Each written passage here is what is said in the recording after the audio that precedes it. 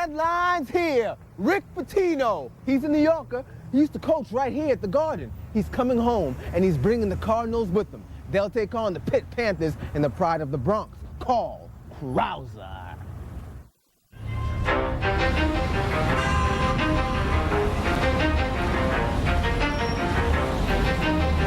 The best got better when the Big East got bigger. Let's go! More territory covered, more talent in the pool, more lessons to learn and to teach. With the nation's elite that gather here to separate, to step up, to shine through, to stand out. In the heart of this city, they'll fight for their space, so you'll remember who they are. They want to write it on the wall, pound it out on their chest. In the bigger Big East, we're the best. This is 10% luck, 20% skill, 15% concentrated power of will, 5% pleasure, 50% pain, and 100% reason to remember the name.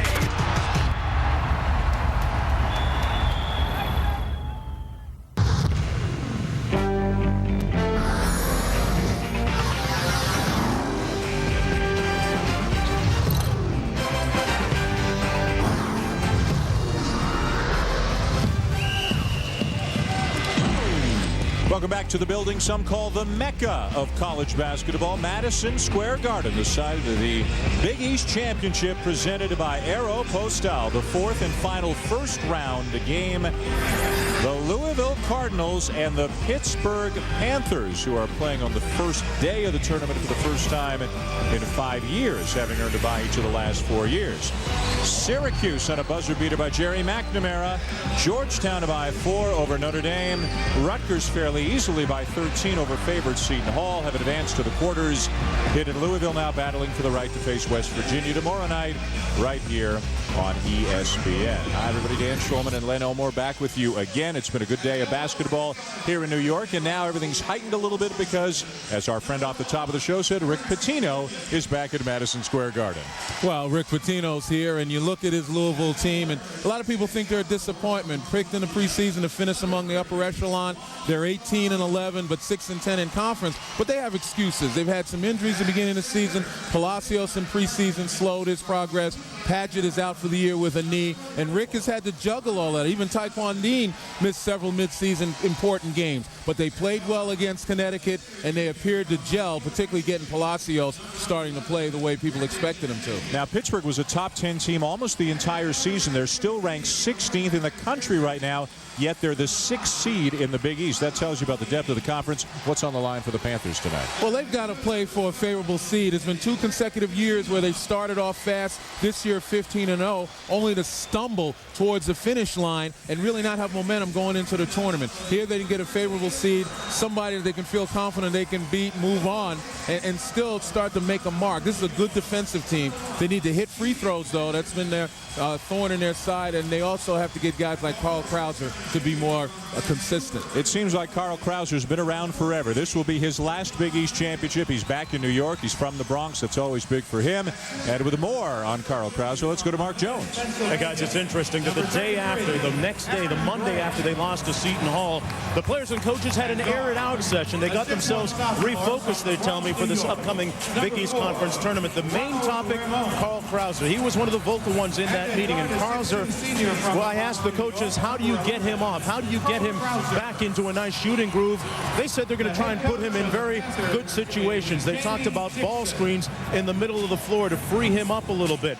But more than anything else, they say, hey, Mark, you know what? He's back in New York City. He's from the Bronx. We're just counting on the energy of the whole building. Hey, Carl is a fifth-year senior. We're not worried about him. He is the transmission in our car. Back to you. He sure is, and he loves playing in his hometown. Let's check out the Star Watch right now. Carl Krauser and Taekwon Dean, both second-team All-Big East performers. Let's not forget Taekwon Dean from over in Jersey, not too far from here, Neptune, New Jersey, and averaged 18 points and 6 rebounds the last 11 games. He's so important to Louisville's attack. And Carl Krauser, again, a senior, somebody who can create off the bounce, create for others, has just had a terrible time shooting the ball of late. A lot of it's because he's been the focus of the other team's defense. As we look toward the starting lineups, we'll begin with the visitors tonight, who will be the Louisville Cardinals. David Padgett out for the season after knee surgery. The backcourt of Taekwon Dean and Brandon Jenkins, very dangerous. Dean healthier now than he was earlier in the season. Terrence Williams had 25 against Pittsburgh in a game back during the regular season. Juan Palacios playing his best basketball as well. For the Pitt Panthers, they will start a 3-guard lineup. Keith Benjamin makes his first career start here tonight. John DeGroat is normally the starter at that position. Aaron Gray, the most improved player in the Big East, along with Levon Kendall up front for Pittsburgh. Tonight's game is also available in stunning high definition on ESPN HD, presented by Dish Network. Glad you're along with us for the fourth and final first-round game here with the Big East Championship, presented by Aeropostale. Dan Shulman, Len Elmore, Mark Jones with you. 2 quarterfinals tomorrow afternoon on ESPN with our friends Sean McDonough, Jay Billis, Bill Raftery. Len and I will be back for the nighttime quarterfinals at 7 o'clock on ESPN2 and 9 o'clock back here on ESPN. Pitt in white, Louisville in black. Louisville starting out in man-to-man. The tough matchup in the middle right there with Brian Johnson trying to guard big Aaron Gray, probably the most improved player in the Big East. Tremendous numbers, average a double-double. And he's the reason, in my mind, that Pitt has had early success and continues to remain successful, 10-6 in the conference, because of the play he's given inside. Ronald Ramon draws the early assignment of defending Taekwon Dean. Now Johnson turns and faces on big Aaron Gray. With a left-hand hook shot a little bit short. Gray is just a big fella, 7 foot 270. Brian Johnson's big, and he looks tiny out there next to Aaron Gray. Well, Aaron Gray lost 35 pounds on a rigorous summer program where he played pickup basketball in Philadelphia against NBA players, other college players. Nice move inside. Missed the short one, though. Krauser, the offensive rebound, threw it off a leg, and the ball goes over to the Cardinals. This is Terrence Williams in a 4-point loss to Pittsburgh. They're only meeting during the regular season. Williams had his career game, 25 of the 57 Louisville points in that game. Well, he's a tough matchup out there. He's got a size advantage over Krauser, who's guarding him. I'm sorry, Benjamin, who's guarding him. A block by Kendall on the driving attempt there by Brandon Jenkins. Kendall kind of a mix-it-up, do a little bit of everything guy. 6'9", redshirt sophomore. Krauser just 5 for 26 shooting the ball the last 2 games. Had that one altered, and it cannot be saved. We'll go back over to Louisville. Now, Rick Pitino knows this building from his days at Providence, and of course from his days as the head coach of the New York Knicks. This is Louisville's first year in the Big East, first trip to the Big East Championship for Louisville. Well, it's interesting. He also knows his way here as assistant coach of the New York Knicks under Hubie Brown. Yep. And Louis Orr, who coached the previous game with Seton Hall, and I were teammates, and Rick was assistant. He used to sit at the end of the bench and drain us for knowledge. Johnson a miss inside. You got your minutes. You got some minutes, didn't you? Well, put it this way. I didn't get so many minutes that I couldn't have conversations with Rick on the bench. That was the last year of my NBA career. Jim Burr has a foul call going against the Cardinals. It's Juan Palacios his first. Jim Burr, Ed Corbett, Pat Driscoll are officials here in this game. Ramon, a good shooter, kicks it into Gray. And he's called for steps. So we are 2 minutes and 22 seconds in, looking for a point from either team. We're not picky. There's somebody to break the ice here. Well, Pitt trying to go inside, and Gray obviously not able to finish on one attempt and travel on the other, trying to establish some inside presence. And Louisville, on the other hand, doesn't really have post presence. You look at them running a lot of sets and cuts. Palacios, a big guy, but equally, if not more comfortable out on the perimeter, although he is working at becoming more adept inside. Jenkins using the high screen. Bounce pass inside through the legs of Palacios, out of bounds. And that's one of the reasons why he doesn't play inside as much. Not really accustomed to receiving that pass down on the block. Great job by Jamie Dixon, the head coach of Pittsburgh, picking up after Ben Hallett went to UCLA. Many of these players now Dixon recruits as opposed to Howland recruits. And, between the two of them really put this program back on the map about 5-6 years ago. Gray, again, he's option number 1 right now, and he's fouled. Williams came over with the block. And the foul was on Brian Johnson, I believe, using the body. As Aaron Gray, the most improved player in the Big East, as was announced last night. Jamie Dixon and the coaching staff say it's not a big surprise to them that during the summer and before practice began, when they were choosing up sides just to scrimmage, Aaron Gray was always the first player chosen by whoever was designated one of the captains. So they had a feeling he was going to have a breakout season. I bet you that person is probably a little outside shooter than one of the inside-out presence. But, you know, I kiddingly said, you know, earlier this year when I saw Aaron Gray starting to have the year he had, that he went from a suspect to a prospect, and he did it all with a lot of hard work. Again, working on his game and in turn getting his confidence. Krauser the steal and the layup. And the senior from the Bronx gives Pittsburgh a 4-0 lead. And Rick Pitino, unhappy, will burn a timeout here early tonight at the Garden.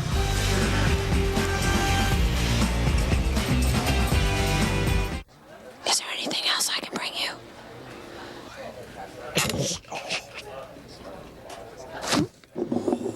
I know I was supposed to be back at the office at 2, sir. Get that done, John. Yeah, sir, the job's taking longer than I expected. Shoot. When? I can't rush perfection. We'll just try. Will do, sir. He bought it!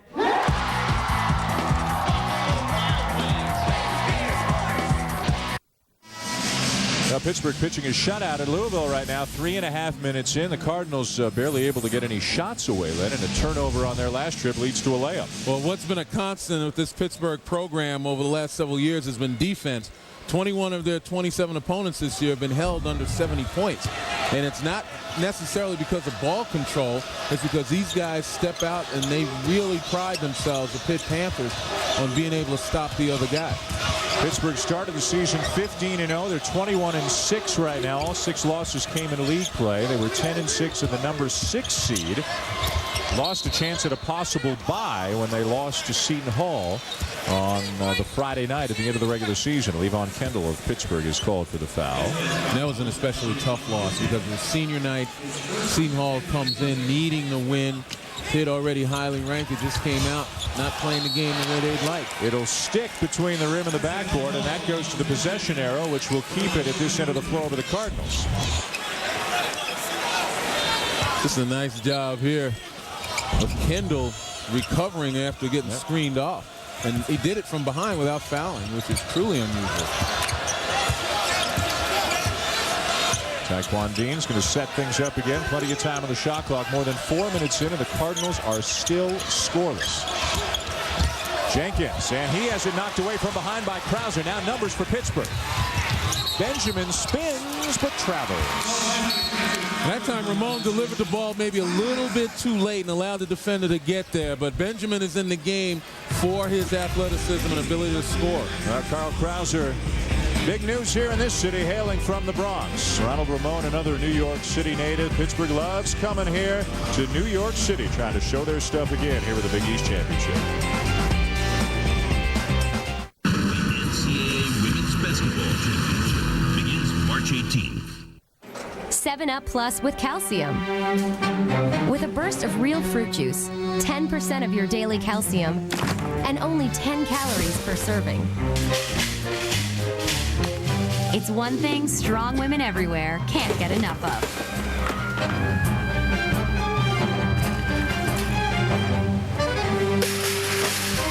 Manager to the front. 7-Up Plus. For great taste with calcium, the only way to go is up.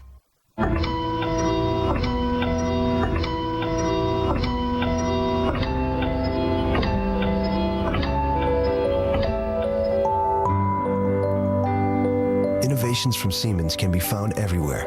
By integrating communications, building technologies, and advanced medical systems, we're creating digital hospitals that can provide higher quality patient care.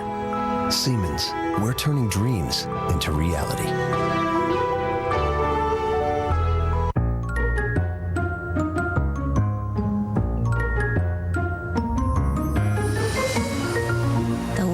has a way of shaking things up.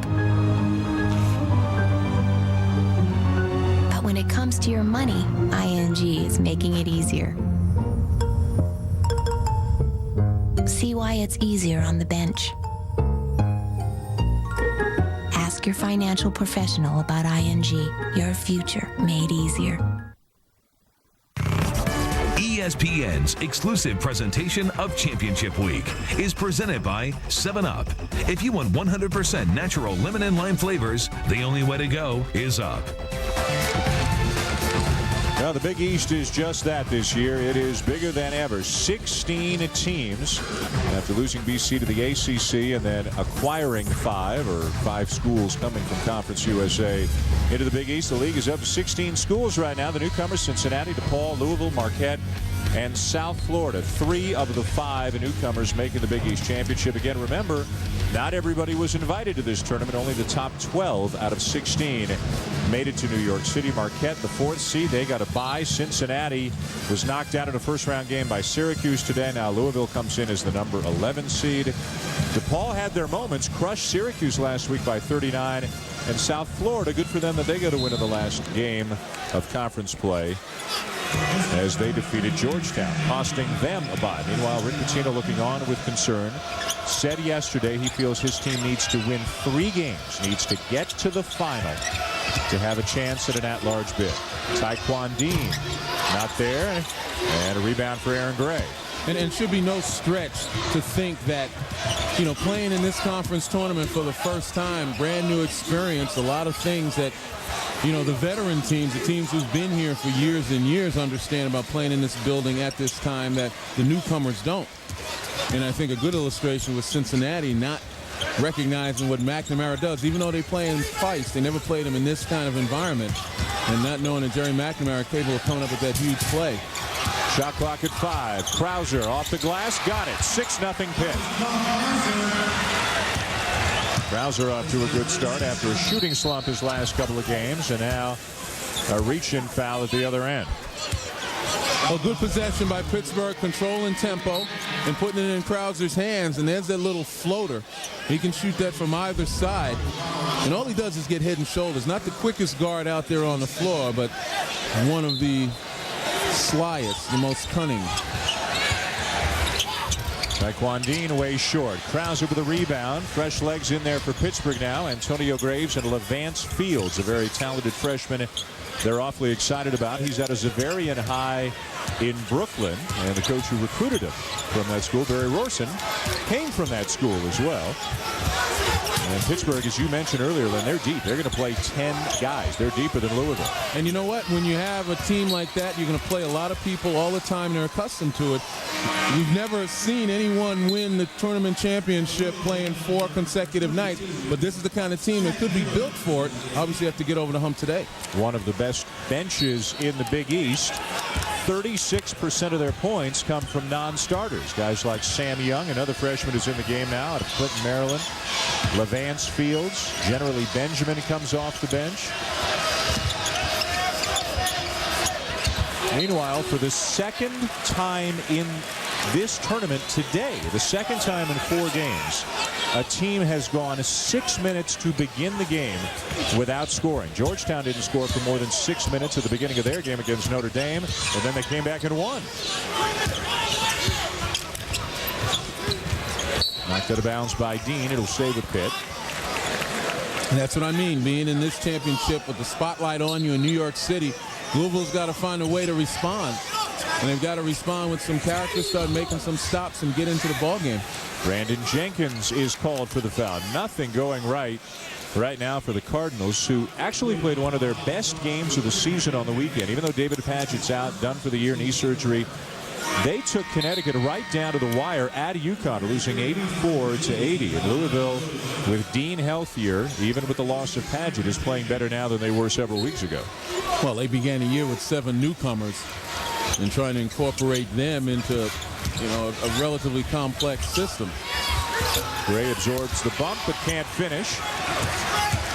And the rebound comes down to Terrence Williams, the athletic freshman out of Seattle.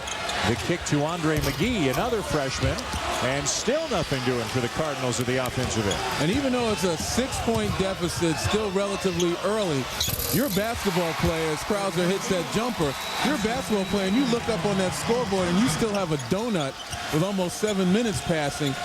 You start to tense up. Somebody out there's got to relax and get this team off the schneid. Krauser with 7 already. Now a steal by Young. So you start forcing things. 5th turnover committed by the Cardinals. You can tell when Krauser's feeling it. Being guarded by Dean right now. Fields the kick. Young from the corner. Rebound Krauser. Nice feed inside. Terrence Farley commits the foul on Graves. Krauser is off to a great start. Well, Pittsburgh very assertive offensively. Continue to try to make penetration. Right there again, just one little bounce with Krauser draws the crowd, and he's more than willing to give it up. And again, I talk about assertiveness, getting on the offensive glass and keeping it alive to get that started in the first place. Gray will go out, and Terrell Biggs, another freshman, 6'8", 260 out of Nanuet, New York, checks in for the Panthers. Lots of guards for Jamie Dixon to move in and out of the game. It's a little bit of a different Pittsburgh team, not quite as big and physical, still physical, but not quite the same Chris Taft, Chevy Troutman kind of team that we've seen the last couple of years. Louisville tonight, 12 possessions and not able to knock anything down. And again, we just get tighter and tighter until somebody takes the initiative. A block by Young on a jump hook by Palacios. That tells you something about Young's hops. He's a couple of inches shorter than Palacios as well. You talked about the lack of, or not as physical as past Pittsburgh's teams, but I'll tell you what, they're a lot quicker. Yes. Foul on Terrence Williams now of Louisville. Yeah, a nice job here. Palacios, once he got stopped, he probably underestimated the shot blocking capability of Sam Young, but Young, a good-looking freshman, big-time potential, athletic, smart, 10 double-figure scoring games coming off the bench, all 27. What a feed from Young to Fields. That's your Pittsburgh future right there. And I like the way they pointed each other and acknowledged good move, good pass. And now a hold away from the play. Antonio Graves of Pittsburgh is called for the foul. I don't know that I've ever seen a team go to the second media timeout scoreless. We're talking about 8 minutes into the game. Well, as I mentioned before, you start looking up and seeing that donut. You start pressing. Palacios. Rebound Fields. He had a good look coming off a 29-point effort, a career high against UConn on Saturday. Louisville's got to get an easy bucket, shake the ball loose, a fast break opportunity for a layup. Feel more comfortable about themselves, because then Pitt comes out and plays cat and mouse. 13-0. They're going to step outside and take all the time, knowing that you start to press a little bit on both ends of the floor, and they can get good opportunities if Louisville gets over-eager defensively. The winner to play West Virginia in a quarterfinal game tomorrow night. Ramon steps back. It's a three. Tough shot. Not to laugh at Louisville's misfortune, but can anything else go wrong? There's the layup for him right there. Farley will take the hit and shoot free throws after the timeout. 16-0 Pittsburgh. Carl Krauser loves the bright lights of the big city. This is 10% luck, 20% skill, 15% concentrated power of will, 5% pleasure, 50% pain, and 100% reason to remember the name.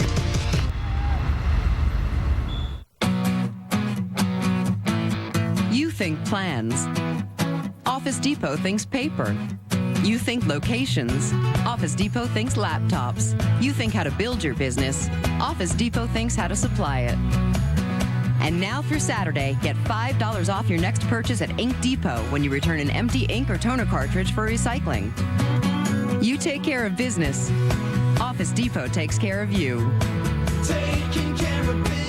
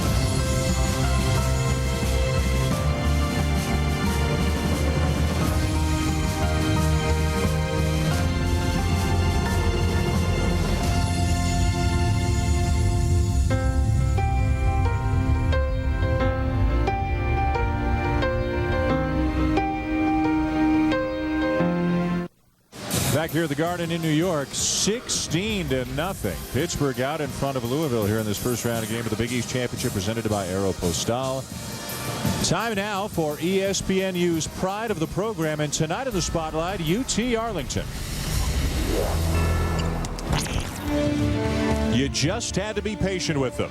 The preseason favorites from Texas Arlington started very slowly, but rode an 8-game winning streak to end the season and captured a share of the Southland Conference title for the first time in 40 years.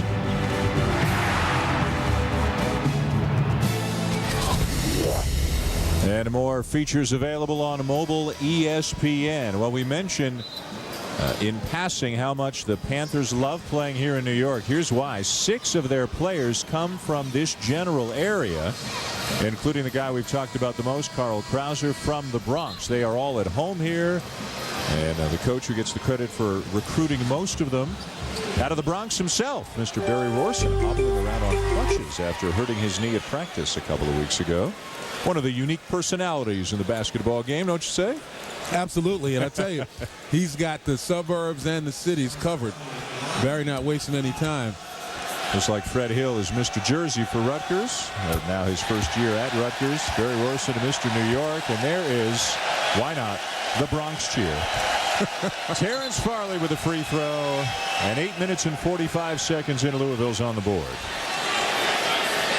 I don't think the Louisville guys know. Maybe Taekwon Dean with the Bronx cheers about. 16-2. Let's go to Mark Jones. Carl Krauser getting a well-deserved bench rest right now, guys, and significant that he felt it was necessary for him to come back and improve his draft stock for this season with a better year and perhaps a conference championship in the tournament, but has a number of throwback jerseys that he likes to sport at various times, including an Isaiah Thomas one. His dream is to actually meet Isaiah here at the Garden, but not much chance of seeing Isaiah around during this tournament. Interesting that Krauser was a former boxer, had a 2-0 record, Lenny and Dan, before he decided to retire. All right, Mark, thank you. Smart decision. Well, Vance Fields for 3. Carl Krauser wears number 11 in honor of Isaiah Thomas, and in fact, Krauser's son's middle name is Isaiah.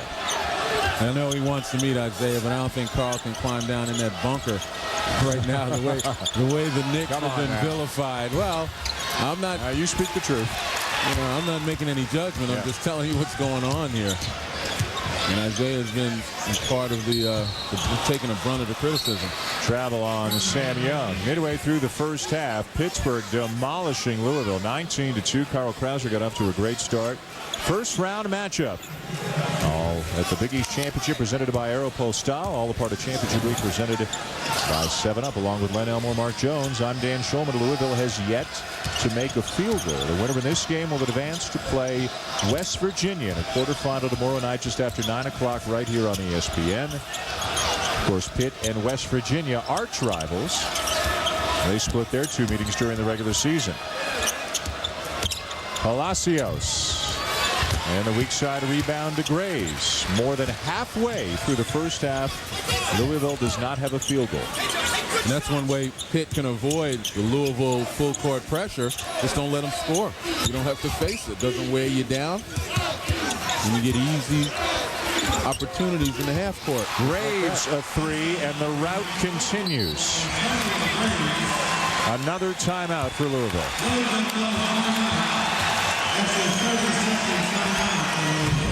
Down 20 already. More action coming out from the Big East Championship presented by Aeropostale tomorrow afternoon. Shauna McDonough, Bill Raftery, Jay Billis will have Syracuse and UConn for you at noon Eastern, and then immediately following Georgetown and Marquette.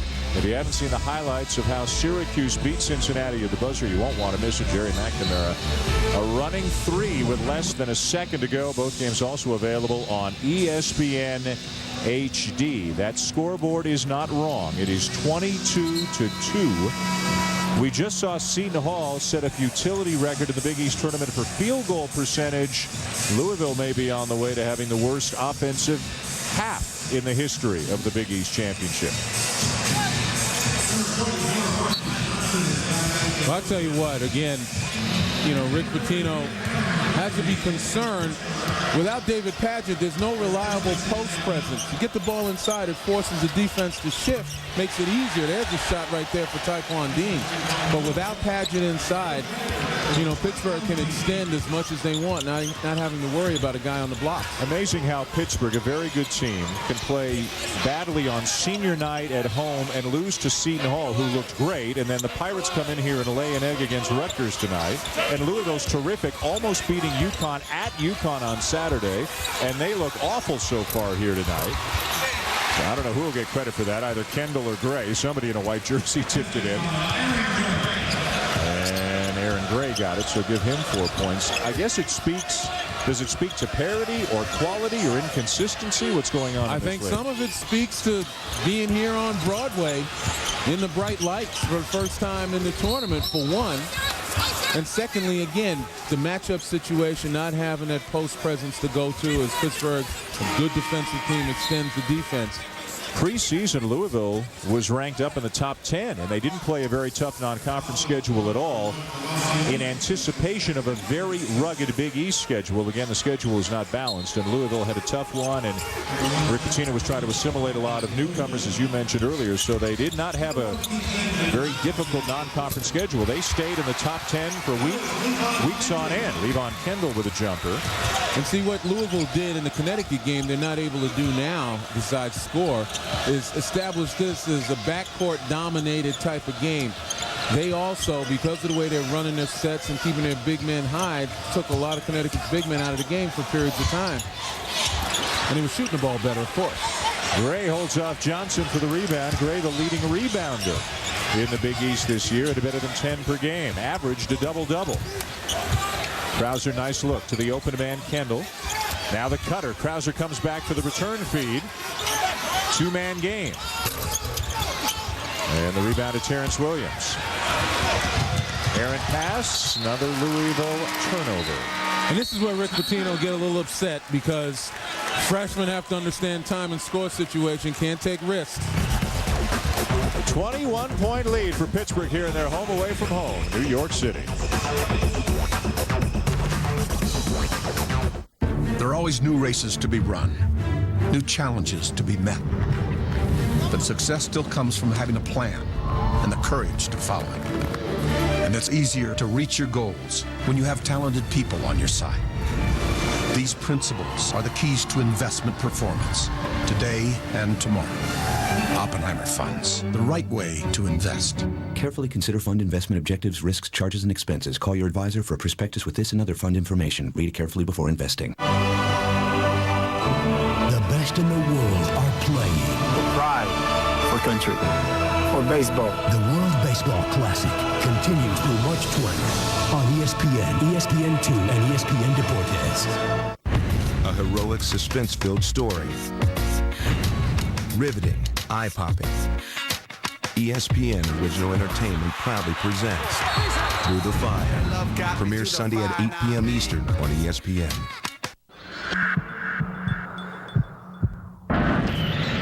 It's amazing what people can do when they're confident in their equipment. You think about that. Then you build a range of turbocharged performance sedans with legendary Volvo safety. The Volvo S60s. Get to your Long Island Volvo retailer for this special lease on a brand new 2006 Volvo S60. There's an accident in this country every 5 seconds. Allstate thinks that's too often. Now, for each year you go without having one of these, you'll get $100 off your deductible. Introducing Deductible Rewards. It's time to make the world a better place to drive. It's Allstate, Stand. Are you in good hands? Start getting rewarded today. Call your West Hempstead Allstate agent, Jerry Dolan, at 516-485-2400.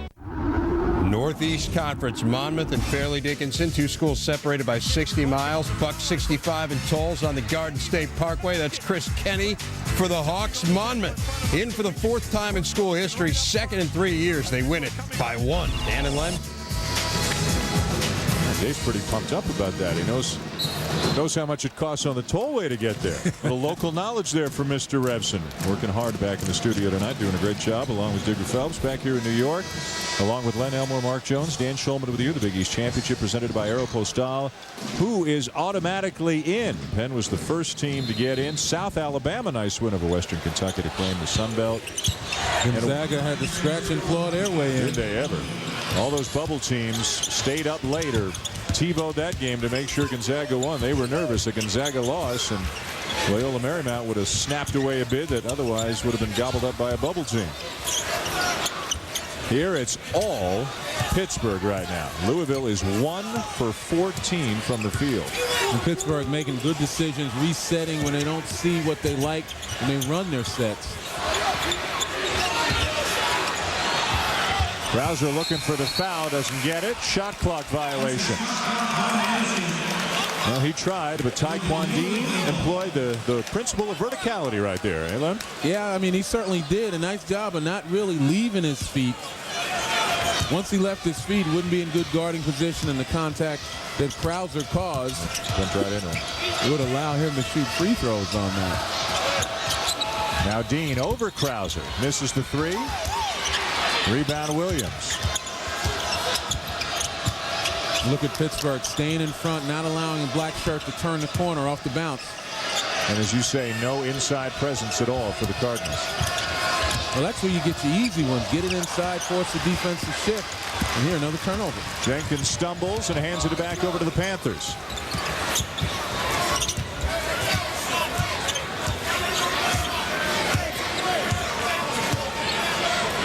Pittsburgh has been to the championship game of this tournament 4 of the last 5 years, winning once, beating UConn. The runner-up 3 other times. Knocked out early both here and in the NCAA tournament, though, last year.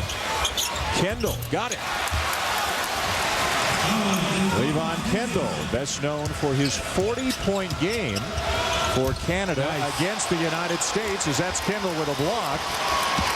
In the Under-21 World Championships in Argentina over the summer, as Canada beat the USA, and a big smile on his face as he reported to me, Len, before today that he was watching on ESPN2 as Canada beat the USA in the World Baseball Classic today. He's from Vancouver, British Columbia. The Big Ten tournament gets underway tomorrow on ESPN2 with 3 first-round games. Penn State will take on Northwestern at noon. A struggling Michigan team tries to bounce back against Minnesota, and Michigan State looking for a boost as well. They'll take on Purdue at 4:30 Eastern. All games available in high definition on ESPN2 HD.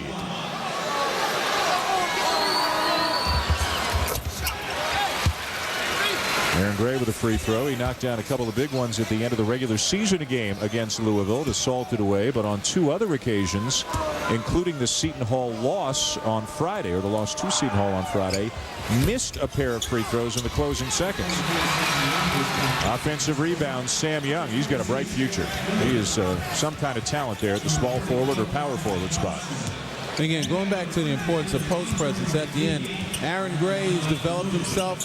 14 double-doubles, the most in the Big East. That's what allows Pittsburgh the luxuries offensively to go inside out because of moves like that. Aaron Gray, too big, too strong, and now with that weight loss in the summer, too mobile as well. Junior out of Emmaus, Pennsylvania. Got his hands in there, and it'll stay with the Cardinals. Well, we're seeing a couple of things. Obviously, exercise and frustration by Louisville, but just as importantly, quality defense played by the Pittsburgh Panthers. And I mentioned before the beginning of the telecast, they're known for their defense. That's a constant. And Rick Pitino just trying to figure out, how they can string together a couple of baskets. How they can get one and string them together. They've made 1 field goal in almost 15 minutes of action. It was a 3 by Taekwon Dean. McGee on the drive, and he is fouled. I believe before the shot is the call. Vance Fields is called for the foul. The 2 freshmen driving against each other, McGee and Fields. And that may be the sign, the ability to spread and isolate.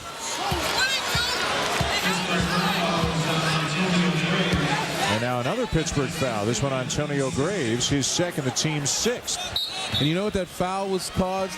looked like putting both hands on the thighs, that Graves had his palms out, which made him a bigger person, had his elbows wider, instead of having kind of the palms in, which is a normal guarding position. And the official called that. Little contact with Dean. And right now, Louisville has 3 freshmen and a redshirt freshman in the game, along with Taekwon Dean. So Brian Johnson's a redshirt freshman. He was hurt all of last year. So in effect, 4 first-year players on the floor right now for Rick Pitino. I don't know if Rick is making this half a learning experience, or he's just trying to find a combination that can get him some consistency on offense. This is beyond ugly right now for the Cardinals. Williams, no. The follow, though, by Johnson. Missed all of last year after a couple of knee surgeries, just now getting back to form. Krauser all the way. Got a screen and a clear path to the basket. And Carl Krauser with 11. And the other side of it is not a real inside defensive presence either, when guys can drive down the teeth of your defense untouched. Chad Millard misses the 8-footer, got the rebound back. Dean open for 3. Rebound Gray. 35-7 for Pittsburgh.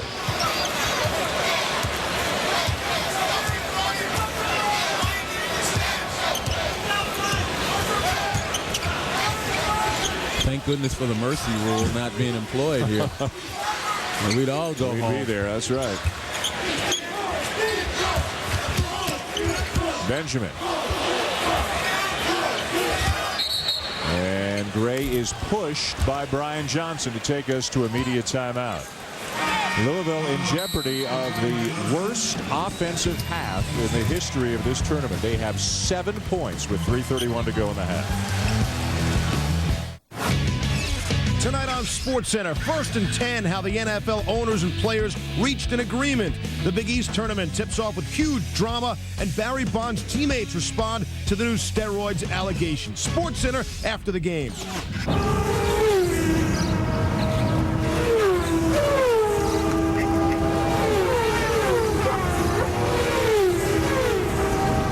Introducing mobile ESPN. Sports fans, your phone has arrived.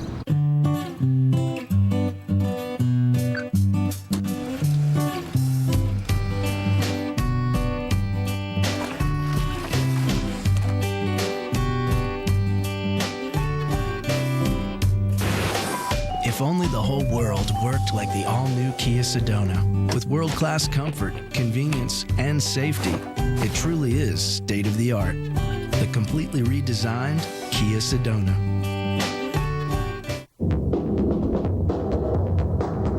Your taste in clothes, music, and women has changed.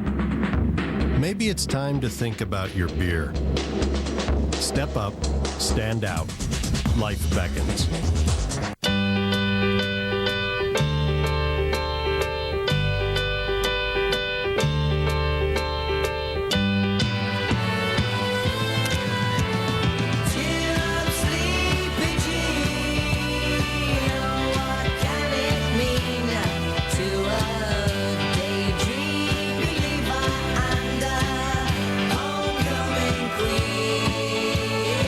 Whatever it is, you can get it on eBay. If you're drinking an imported beer, why not drink one that's imported from a country like Germany, that's famous for beer? Step up, stand out. Life beckons. Dave Revson, Digger Phelps with you. Coming up on the 7-Up halftime report, the NFL does finally have labor peace. We will hear from the commissioner on that. Now we hear from Mr. Phelps on the first half. Well, I'll tell you, Jamie Dixon taking his team over the weekend after they lost to West Virginia and then lose to Seton Hall at home. They're playing defense, they're playing offense, and Carl Krauser's not 5 for 26 as he was in those 2 losses. They're focused to get it done. More from Digger at the half, and Jim Boeheim speaks out. Guys. All right, Dave Digger, thank you. And if you haven't heard Jim Boeheim's comments, they are interesting as he took offense to some comments made about Jerry McNamara, who hit the game winner for Syracuse today against Cincinnati. Carl Krauser got up to a great start. We talked about that. You did, Mark Jones did right off the top of the game, that he did not play well the last couple of games, but he has played awfully well in all aspects of the game here tonight. Well, he certainly hasn't forced anything. It makes it easier when Louisville is mired in this extended slump. Pittsburgh able to play defense, get some opportunities in the open floor. Krauser at his best in transition. Well, you have to know he was smarting from a loss on senior night. And he loves playing here in New York, and the brighter the lights, the bigger the stage, the happier Carl Krauser is. McGee, tough one, but it goes. And you gotta like the fact you gotta like the fact that they put the ball in the basket, but there are a lot of mismatches going around. Fields guarding Palacios. Louisville's got to start recognizing these things and taking advantage of it. They're going to close the gap. Timeout called by Pittsburgh. Louisville with 9 points, 3:08 to go. The lowest scoring half in the history of the Big East, regular season or otherwise, is 11 points by Providence against Connecticut a few years back.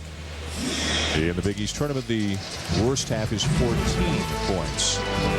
The Big East Championship, presented by Aeropostale, rolls on tomorrow. Quarterfinal action begins at noon Eastern. Syracuse against UConn. The Huskies have already defeated the Orange twice this season. Georgetown and Marquette at 2 Eastern, as Tom Crean's team kind of flying under the radar, but they earned a bye into the quarters after a terrific season. Steve Novak, one of the best shooters in the country, leads the Golden Eagles against the Hoyas. In the evening, after Sean, Jay, and Raph handle the afternoon show, Len and I will be back in the evening for Villanova-Rutgers, 7 Eastern over on ESPN2, and then West Virginia against the winner of this game just after 9 o'clock here on ESPN.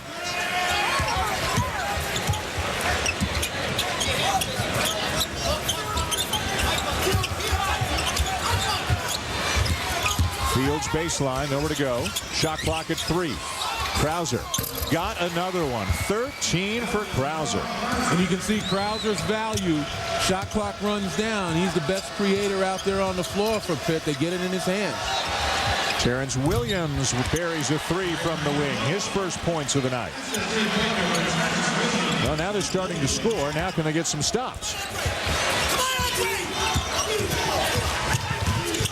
And Rick Pitino, passive as he was when his team wasn't putting the ball in the basket, he sees signs of life. And so he's getting a little animated as well on the side.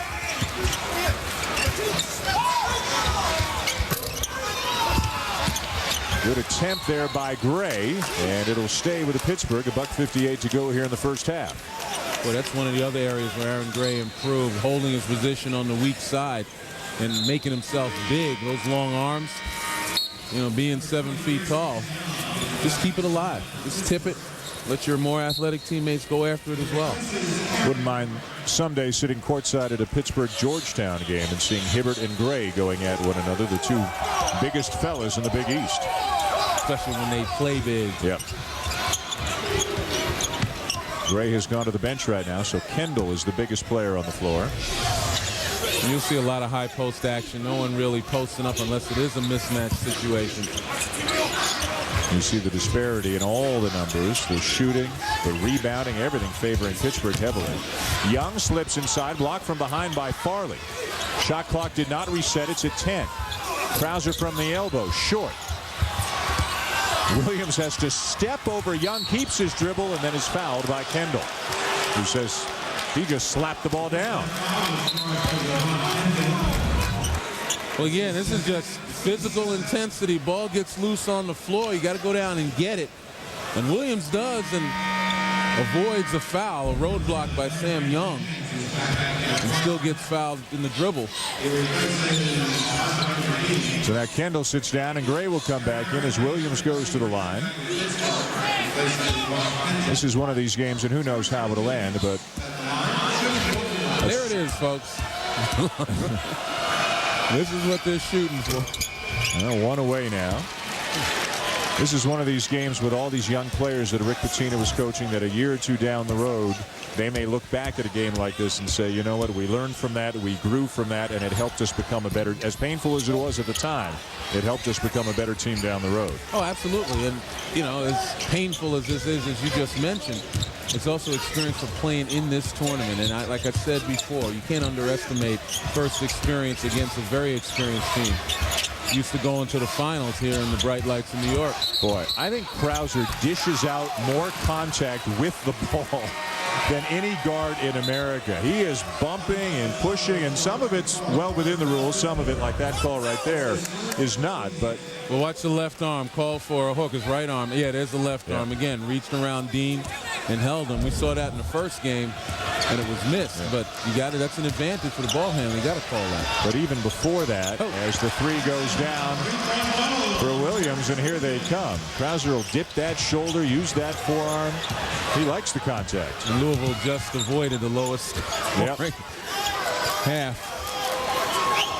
And they had to get hot at the end to do it. They had, it was 35-7 at one point, so they're actually on a 9-2 run over the last couple of minutes. Again, maybe Williams is getting a little flashback. 25 points, 5 rebounds the last time these two teams met. Now the officials are going to talk it over, and a travel is the call. One official had a foul, but Pat Driscoll deferred to Ed Corbett, who called a travel on Sam Young. And now, as we get another look, Louisville can hold for the last shot. I didn't see the travel. I saw the contact. I saw the contact.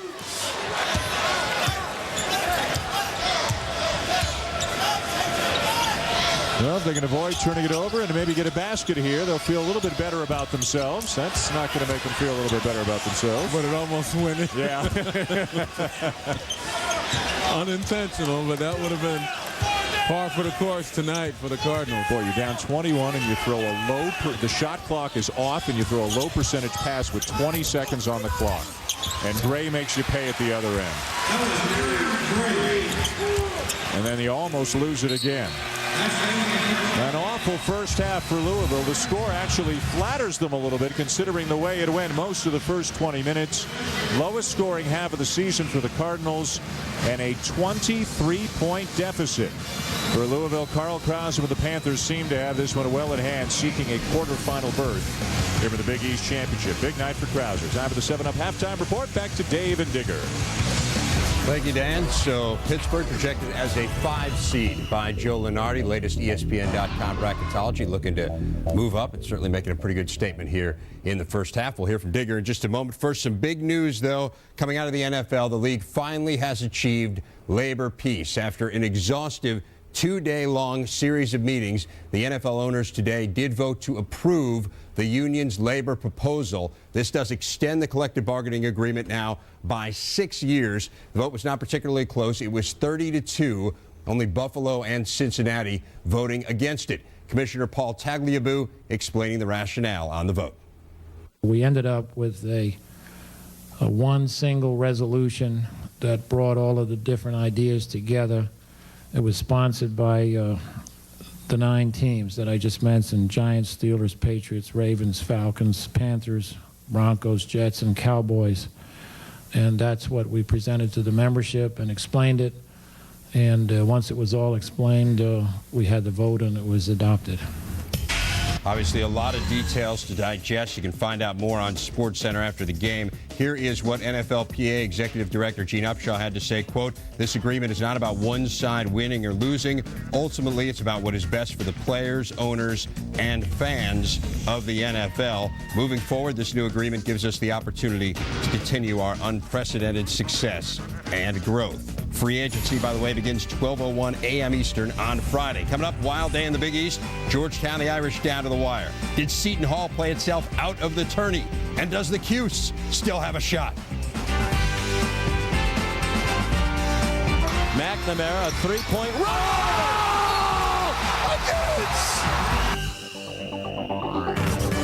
ESPN's exclusive present.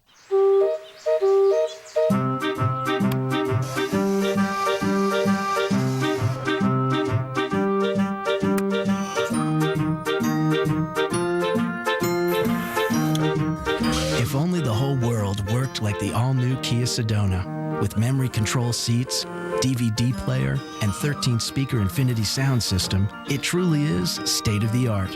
The completely redesigned Kia Sedona.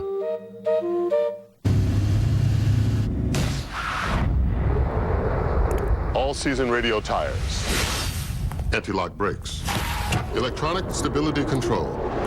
They made everything about the automobile safer, except the driver.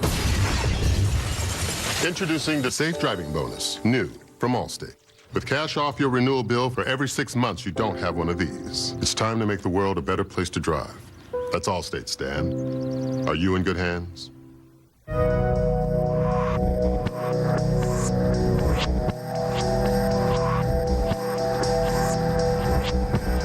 Precision, craftsmanship, and an obsessive attention to detail have earned the Germans their reputation for making the world's finest beer. Test drive the world's favorite German import. Life beckons.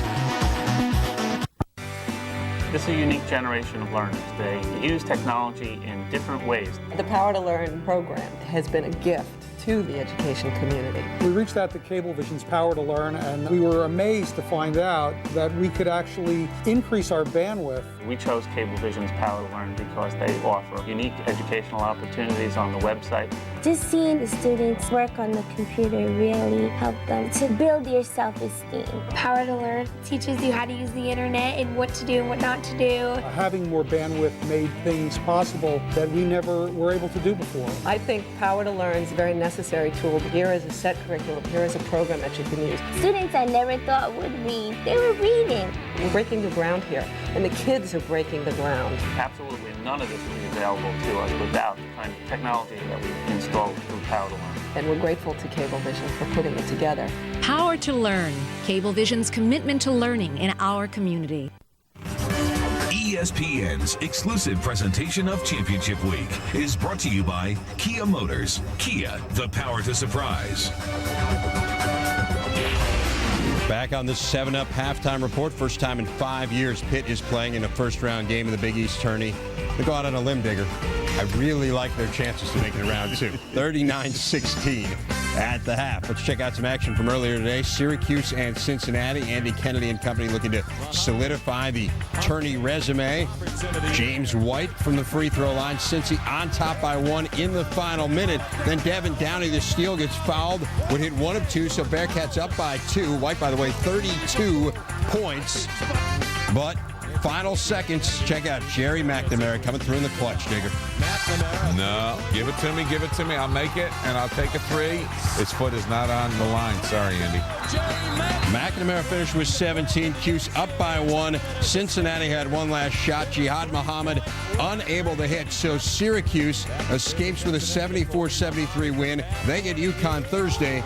Jim Boeheim responding to published criticism of his star McNamara after the game. I have to laugh a little bit when our own paper is calling him, and our own student newspaper is calling him overrated. Without Jerry McNamara, we wouldn't have won 10 games this year. Okay? Not 10. These other guys just aren't ready. They needed him. Without him there, not 10. We wouldn't be here to even have a chance to play this game. And everybody's talking to me and writing about Jerry McNamara being overrated. It's the most bullshit thing I've seen in 30 years.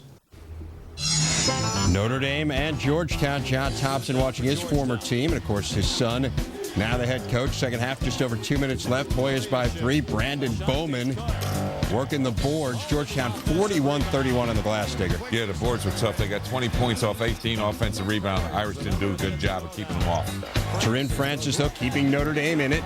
They would trail by 1 after he hit the free throw there off the foul, but next possession. Left-handed? Yep. Bowman. Finished with 25. Tripucka got any eligibility left? No, not too late.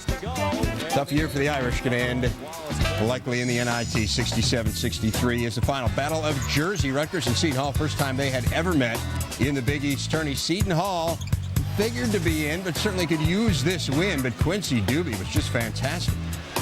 Here he goes up, and this is him in the second half where he turns it up for them, getting 12 in the second of his 18. Those 18 points led Rutgers in scoring. It is the 28th straight time he has led Rutgers in scoring. That's phenomenal. And Seton Hall just horrible. 15 for 59, 25%, 7 for 27 on threes.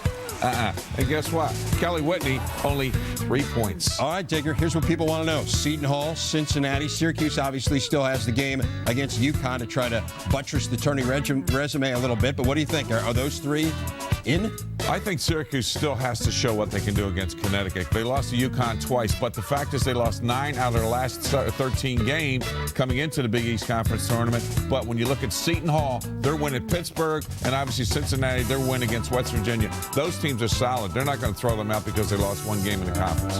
They become big Bucknell and George Washington fans. They hope someone doesn't steal a bid from one of these other leagues, 7th, 8th place team. We'll see what happens. They will see indeed. Another Battle of Jersey coming up. This one with a tourney bid on the line. We'll show you who's dancing next.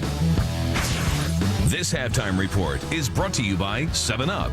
If you want 100% natural lemon and lime flavors, the only way to go is up.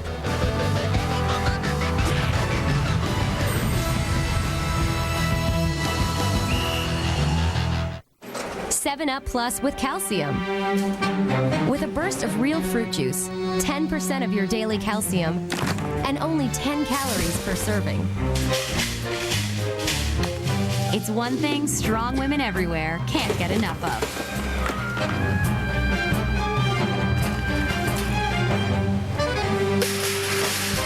Manager to the front. 7-Up Plus. For great taste with calcium, the only way to go is up.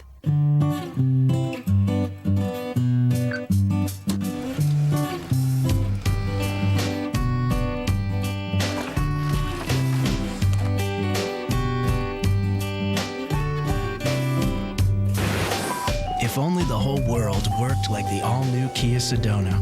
With world-class comfort, convenience, and safety, it truly is state-of-the-art. The completely redesigned Kia Sedona. You think plans. Office Depot thinks paper. You think locations. Office Depot thinks laptops. You think how to build your business. Office Depot thinks how to supply it. And now through Saturday, get $5 off your next purchase at Ink Depot when you return an empty ink or toner cartridge for recycling. You take care of business. Office Depot takes care of you. Taking care of business. Would you kindly tell me what you're doing in the road? I'm with the help desk. You're lost. You're headed to Fresno. Fresno, right. This is the road to Albuquerque. How'd you know we were lost? The boxes told me. The boxes? RFID radio tags on the cargo. Helps track shipments. The boxes knew we were lost. Maybe the boxes should drive. Very funny.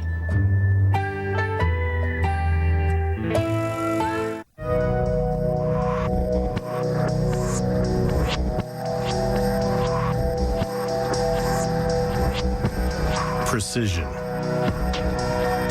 craftsmanship, and an obsessive attention to detail have earned the Germans their reputation for making the world's finest beer.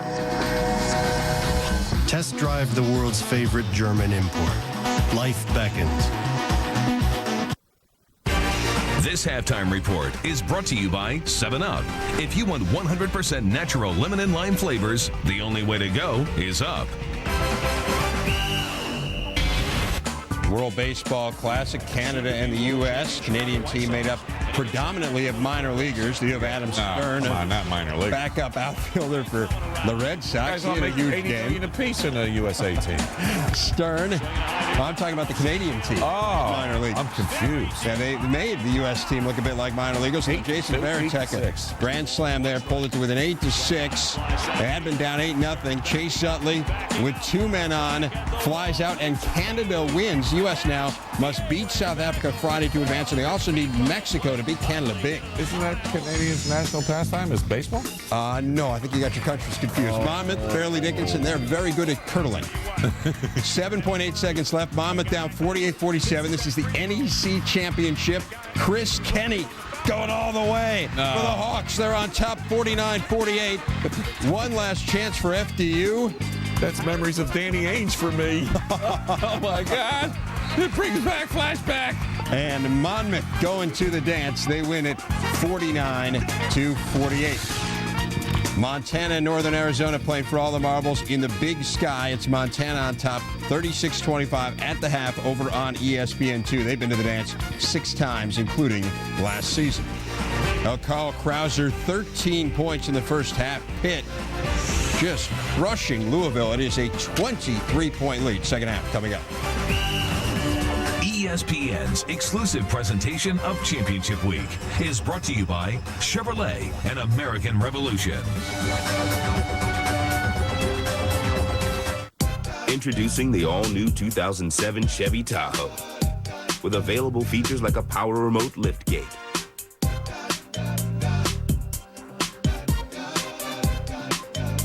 power release fold and tumble second row seats, and rear view camera system.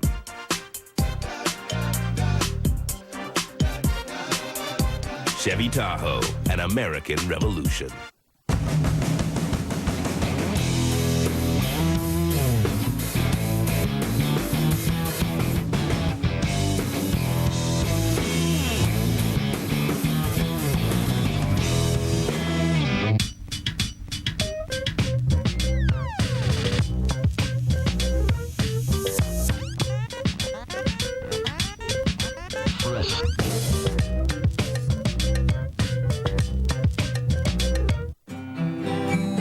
Life takes ambition. Life takes luck. It takes determination. It takes confidence, respect, and talent. Life takes joy and spontaneity. It also takes a little help. That's where we come in. So go on, live life, and remember that no matter what it takes, life takes Visa.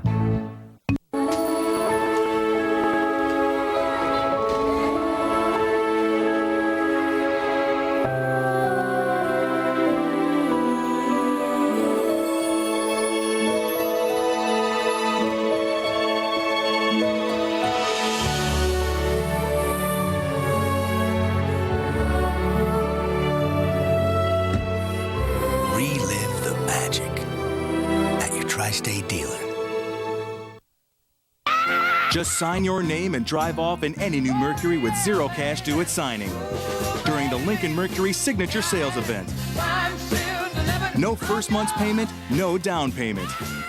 When you lease any Mercury, like a luxury-loaded Mercury Mariner with moonroof, CD changer, V6 power, and four-wheel drive. That's zero first month's payment, zero down, and zero cash due at signing on Mercury Mariner for $279 a month. The Signature Sales Event ends soon.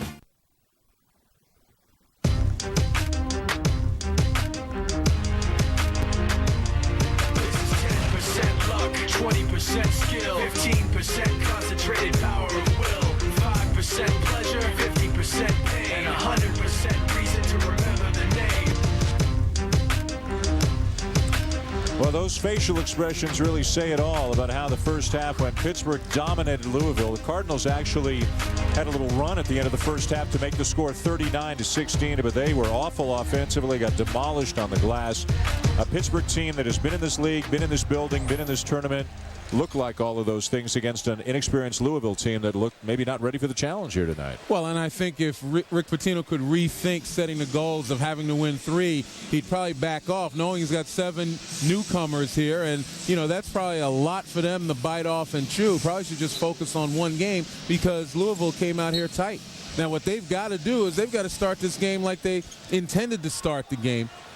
You know, try to get some easy baskets, play some strong defense, score, and then apply the full court pressure and see what happens.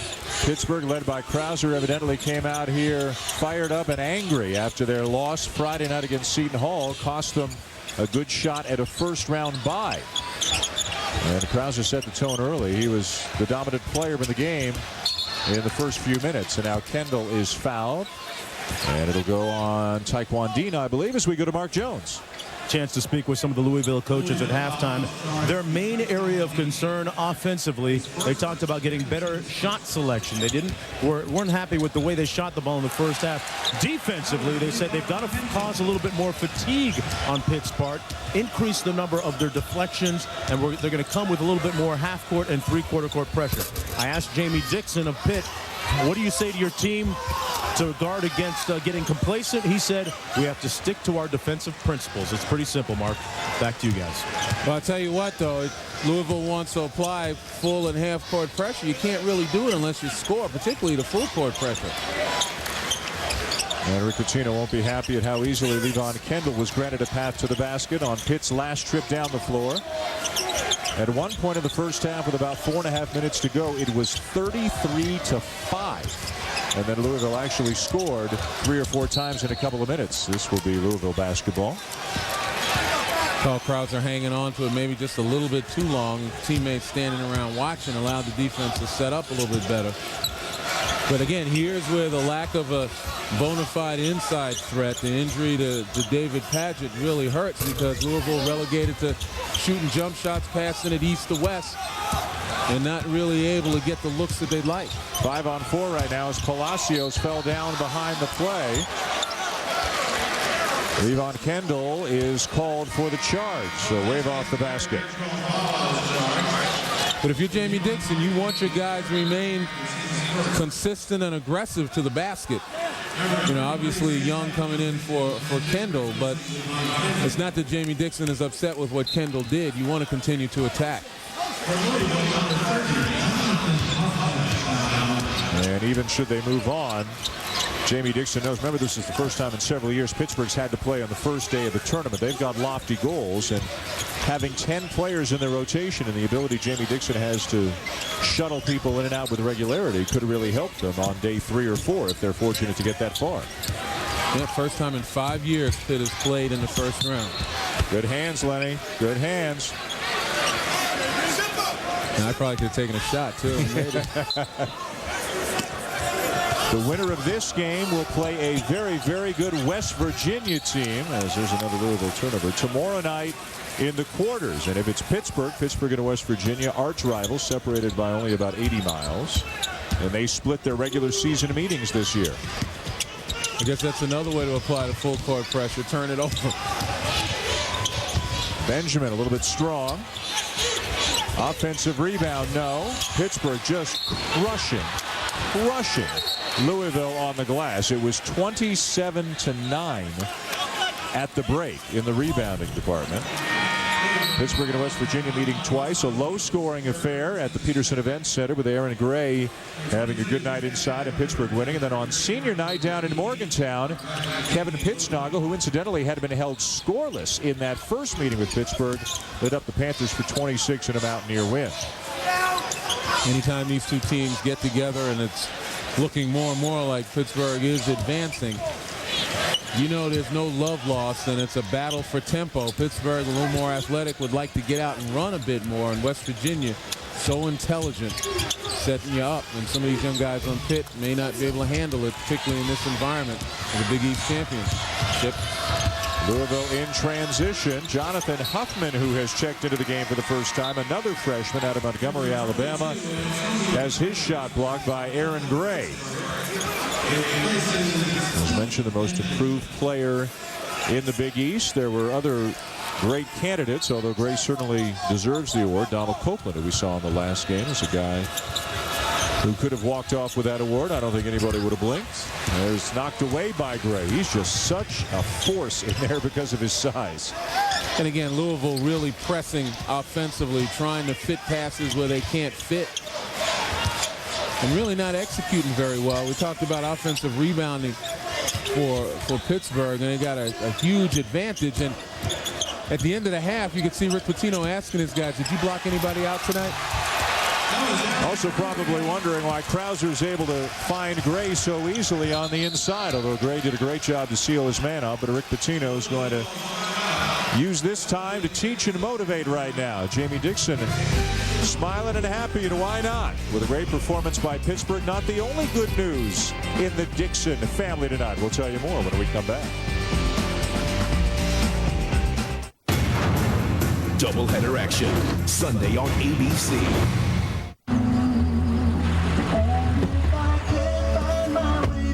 Hey, did you know the Duramax diesel in this Silverado cranks out 650 foot-pounds of torque? More than any other pickup. Precious and few are the moments we two can share.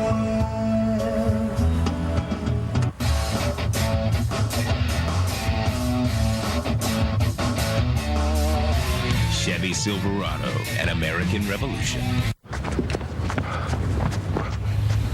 Disciplined investing. At T. Rowe Price, it's not just about the short term. It's about a steady, long-term approach. For each 1, 5, and 10-year period, 70% of our mutual funds beat their Lipper average. Low-cost mutual funds from T. Rowe Price. Invest with confidence. Request a complete prospectus or profile with investment objectives, risks, fees, expenses, and other information to read and consider carefully before investing.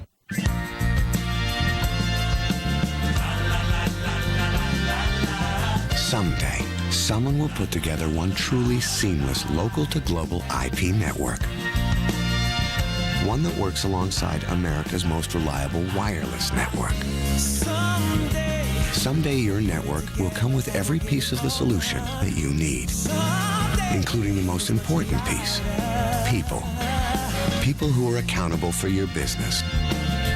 Someday, all the pieces will come together, and it will be magnificent. Someday is today.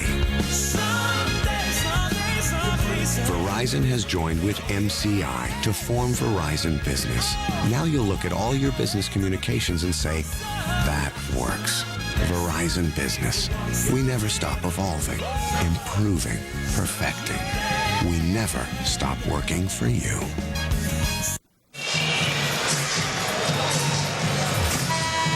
Right, no score.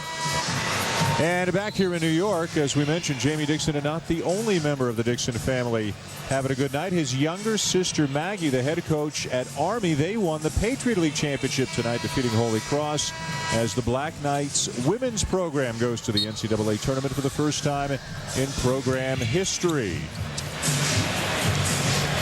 And for more, let's go to Mark Jones. It's interesting. A lot of success for Maggie, the younger sibling, 28 years old, on her first year on the JOB at her new school. It was interesting. They started off very slow this year at 5 and 7. At that time, she dialed up her older brother, Jamie, on the phone and said, what do I do? Well, Jamie had some sage advice from a championship Big East coach.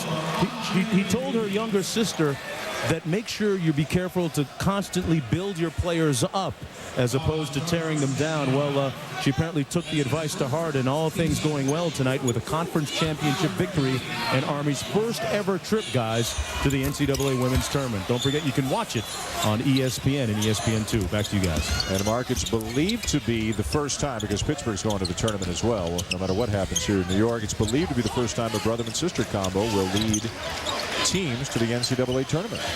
Build them up, huh? That sounds like good parenting advice. Yeah, it does.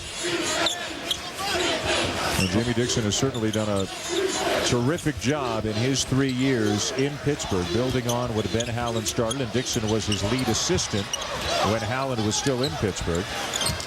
And they have become one of the marquee programs in the Big East. And a few years prior to that, you could not have made that claim. Shot clock violation. Well, he's building them up, even though they didn't even get a shot off. So Jamie Dixon practicing what he preaches. Pitt leading by 24. Forget what you think you know about light beers, because they never looked like this or tasted like this. Introducing Michelob Ultra Amber, with a deep amber color and full-flavored taste. The world of light beer just got a little darker. Michelob Ultra Amber, the new look of light beer. Introducing the all-new 2007 Chevy Tahoe, with available features like a power remote liftgate,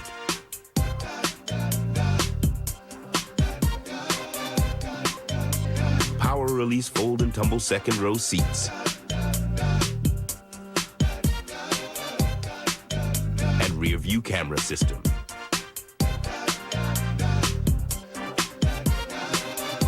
Chevy Tahoe, an American revolution. Cholesterol comes from two sources. It's not only from that buttered crab, but from Krabby Aunt Betty. And not just from that ice cream pop, but from Mom and Pop as well. Your cholesterol doesn't just come from food. It also has a lot to do with family history. Ask your doctor about Vytorin. A healthy diet is important, but when it's not enough, adding Vytorin can help. Vytorin treats the two sources of cholesterol, food and what your body makes naturally based on family history. Vytorin was proven in clinical studies to lower bad cholesterol more than Lipitor alone. Vytorin is not for everyone, including people with liver problems, women who are nursing, pregnant, or may become pregnant. Unexplained muscle pain or weakness could be a sign of a rare but serious side effect. Vytorin may interact with other medicines or certain foods, increasing your risk of getting this serious side effect. Simple blood tests are needed to check for liver problems.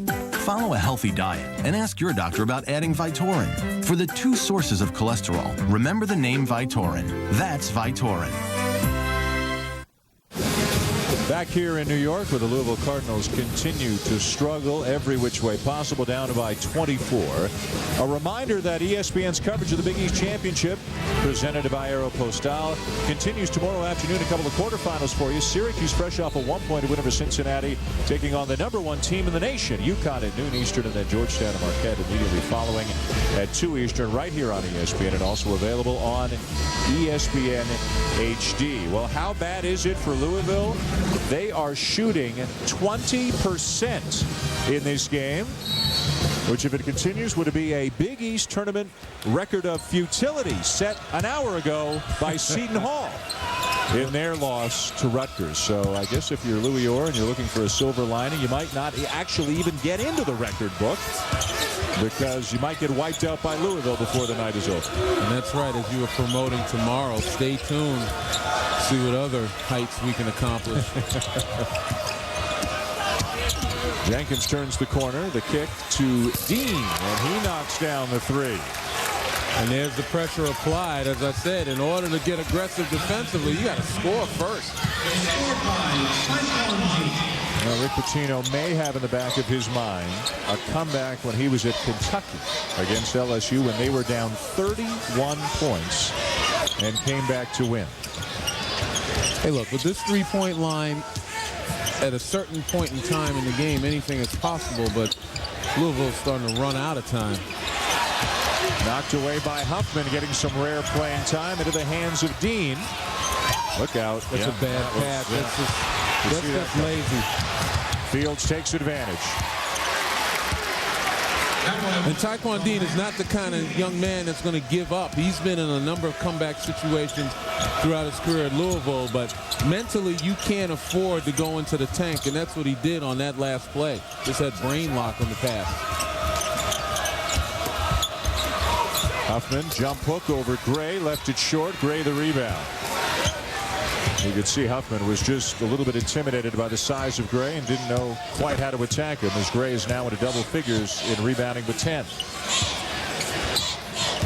And another double-double for Gray.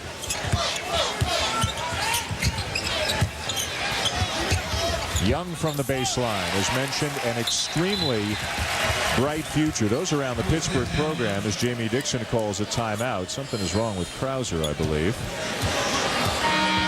Those around the program think this freshman class of Young and Fields and Biggs is as good a freshman class they've had in the last 5 or 6 years. Well, it certainly is. You know that the future is safe for Pittsburgh, and they're getting some quality time. You think this game is hard to watch on Louisville's side? It's also hard to play. They have the defender here. Taekwon Dean is looking to try to get the pass to his teammate, but he can't miss the defender, yet throws it just about in his hands. And again, that's a loss of focus right now at a time when you can ill afford to lose your focus. You're trying to get back into this ball game.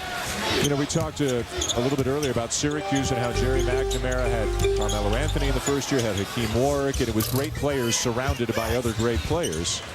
Taekwon Dean had the likes of Francisco Garcia and Ellis Miles and Larry O'Bannon, some terrific players around him the last few years. And I think, like McNamara, Dean is being asked to do a tremendous amount this year. Well, absolutely. And again, I mean, Rick Pitino's system requires some intelligence and experience. And with 7 newcomers, it's pretty darn difficult for a guy like Taekwon Dean to feel comfortable.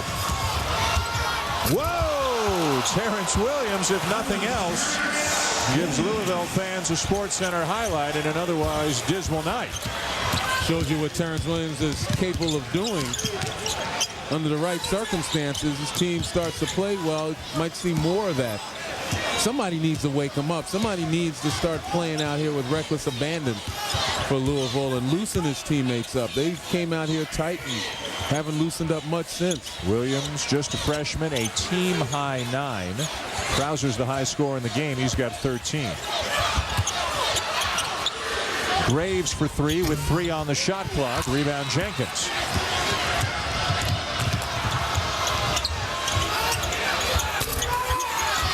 Williams the miss on the 3. Offensive rebound Jenkins. Dean kept the left foot down. Yes, he did.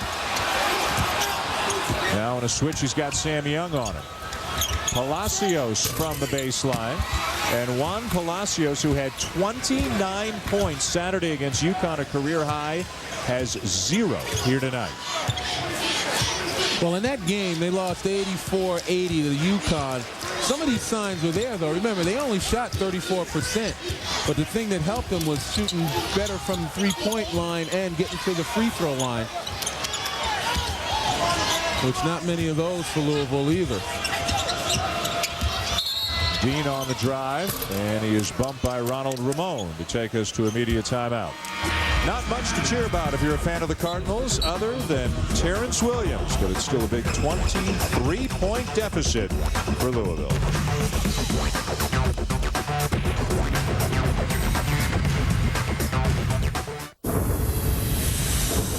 Imagine a basketball guaranteed to stay inflated. Introducing the Never Flap from Spalding.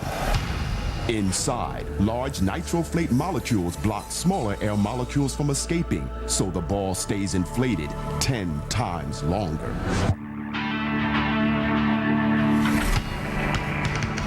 The Never Flap from Spalding. True to the game. The best in the world are playing. For pride, for country, for baseball. The World Baseball Classic continues through March 20th on ESPN, ESPN2, and ESPN Deportes.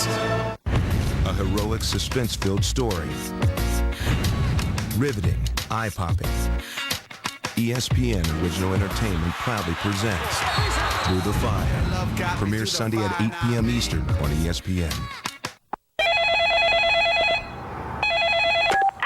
You've reached Derek, Ken, Marcus, Wendy, Sean, Kira, and Elizabeth, and Terry and Chris and Rebecca. We're not home right now, so please leave a message after the beep. Roommates. That's one way to save money. Another way? Ordering from McDonald's Dollar Menu, where you can get a McChicken sandwich, 4-piece McNuggets, or a cheeseburger for just $1 every day.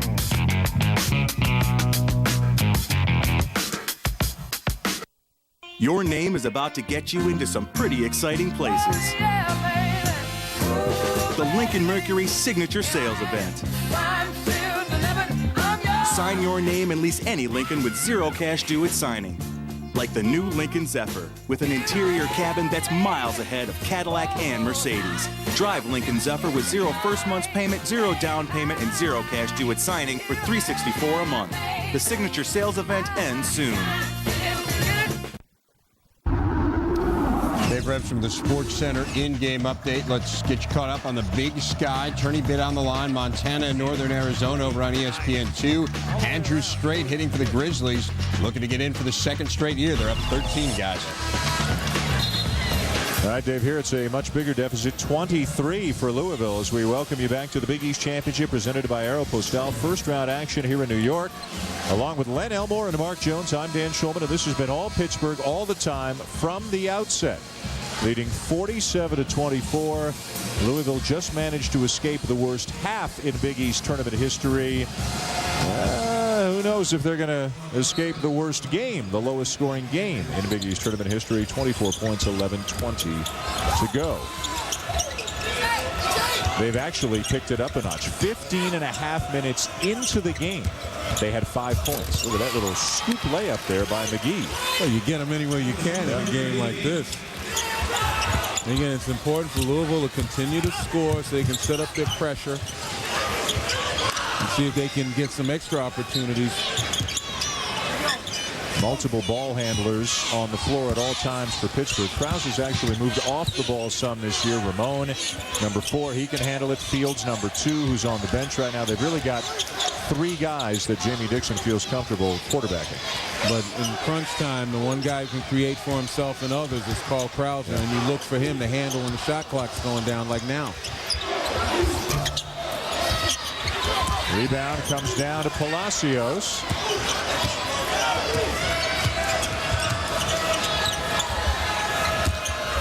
No Aaron Gray on the floor right now for Pittsburgh. Biggs and Kendall in the front court for the Panthers.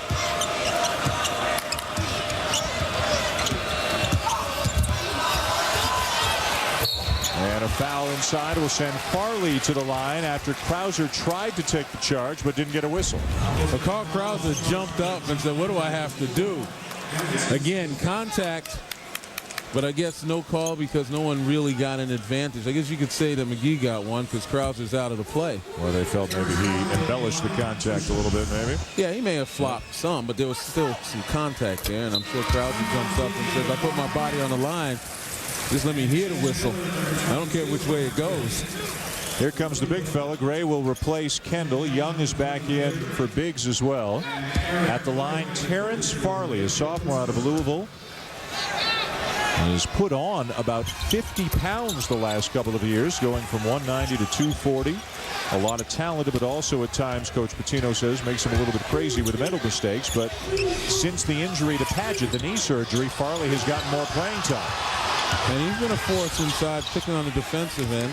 That's 6 blocks against Marquette on March 1. So he's got some potential there if he understands his role defensively. At one point, Louisville was down 28. That was late in the first half. It's 19 right now.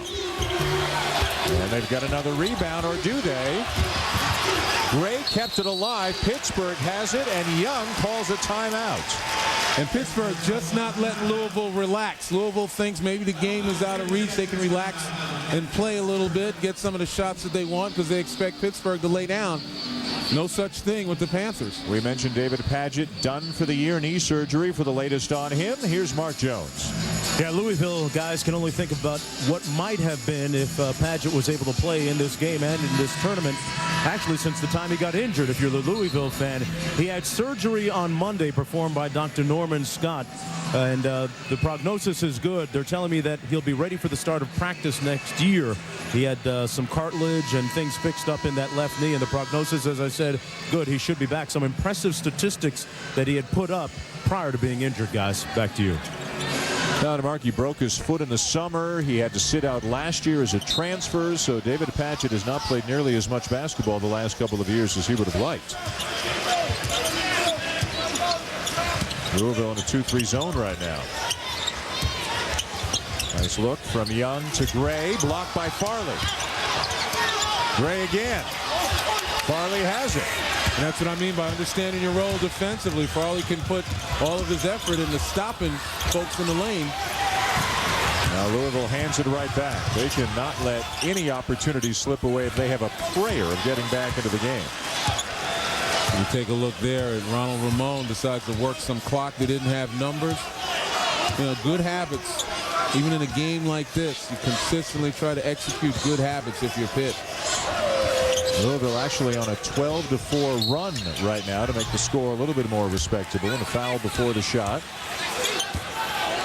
And it's on Farley.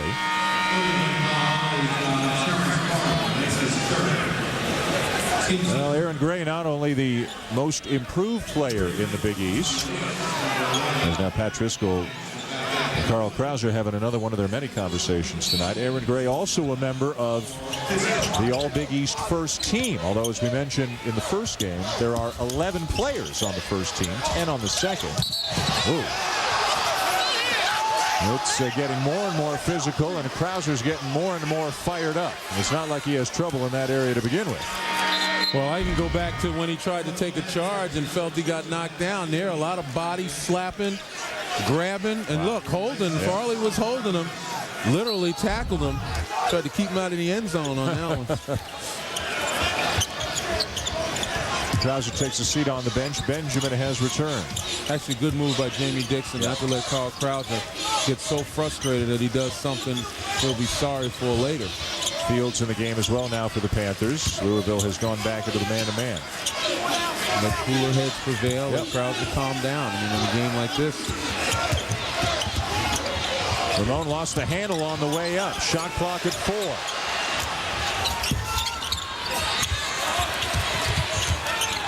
And timeout Louisville as Farley came down with it as he was heading out of bounds. Well, we mentioned Aaron Gray, a member of the All-Big East first team, one of 11 players on that team. Randy Foy of Villanova, the player of the year in the Big East. And glad to see Eric Hicks make it. You and I did a couple of Cincinnati games and how hard he played all season long. He deserves the credit. I think Chris Quinn at Notre Dame, in a difficult season for the team, deserves a ton of credit for the way he played. And a couple of guys we'll see tomorrow night from West Virginia, Pitt, Snoggle, and Gansey. It's looking like against Pittsburgh. Well, you know, in many ways, you're glad they expanded the number of guys on the first team because each one of these guys meant so much to their team and the success of their team. Certainly ought to get recognized. And in the grand scheme, when you load it up, there's little difference in the production and the value that each individual had to their team. So my hat's off to them. Congratulations to each one of them. Jay Wright, the coach of the year. Hilton Armstrong of Connecticut, the defensive player of the year. Dominic James of Marquette, the rookie of the year. See, they're calling Farley up high because Palacios had a front and was wide open. And as soon as Farley comes up, there's no help. Penetration finds him. And again, it's a question of execution, and Rick Pitino really trying to work these guys, these young guys, into executing. After the first points of the night for Palacios, a steal by Dean. McGee drives, wild shot, got it back, lost it. And Fields has it for Pittsburgh. Well, look, you can't fault McGee, even though maybe he had better options, but you can't fault him for being aggressive. So one thing, at least in the first half, that Louisville really lacked. Settle for jumpers, nobody going to the basket hard, creating opportunities for themselves, forcing opportunities for themselves. They were just as passive as they wanted to be, and the score showed. Well, you have to credit them, you're right, in the second half with the defensive pressure as well. No let-up in the Cardinals despite the score. And now Pat Driscoll, the official, takes a tumble as Fields crashes into him. Carl Krauser says, give him the basket. There was a goaltend after that foul, but I don't think they're going to get that call. 17-point lead for Pittsburgh. We'll visit with Carl Krauser's mom when we come back to the Garden after this. 7 Up Plus with calcium. With a burst of real fruit juice, 10% of your daily calcium, and only 10 calories per serving. It's one thing strong women everywhere can't get enough of.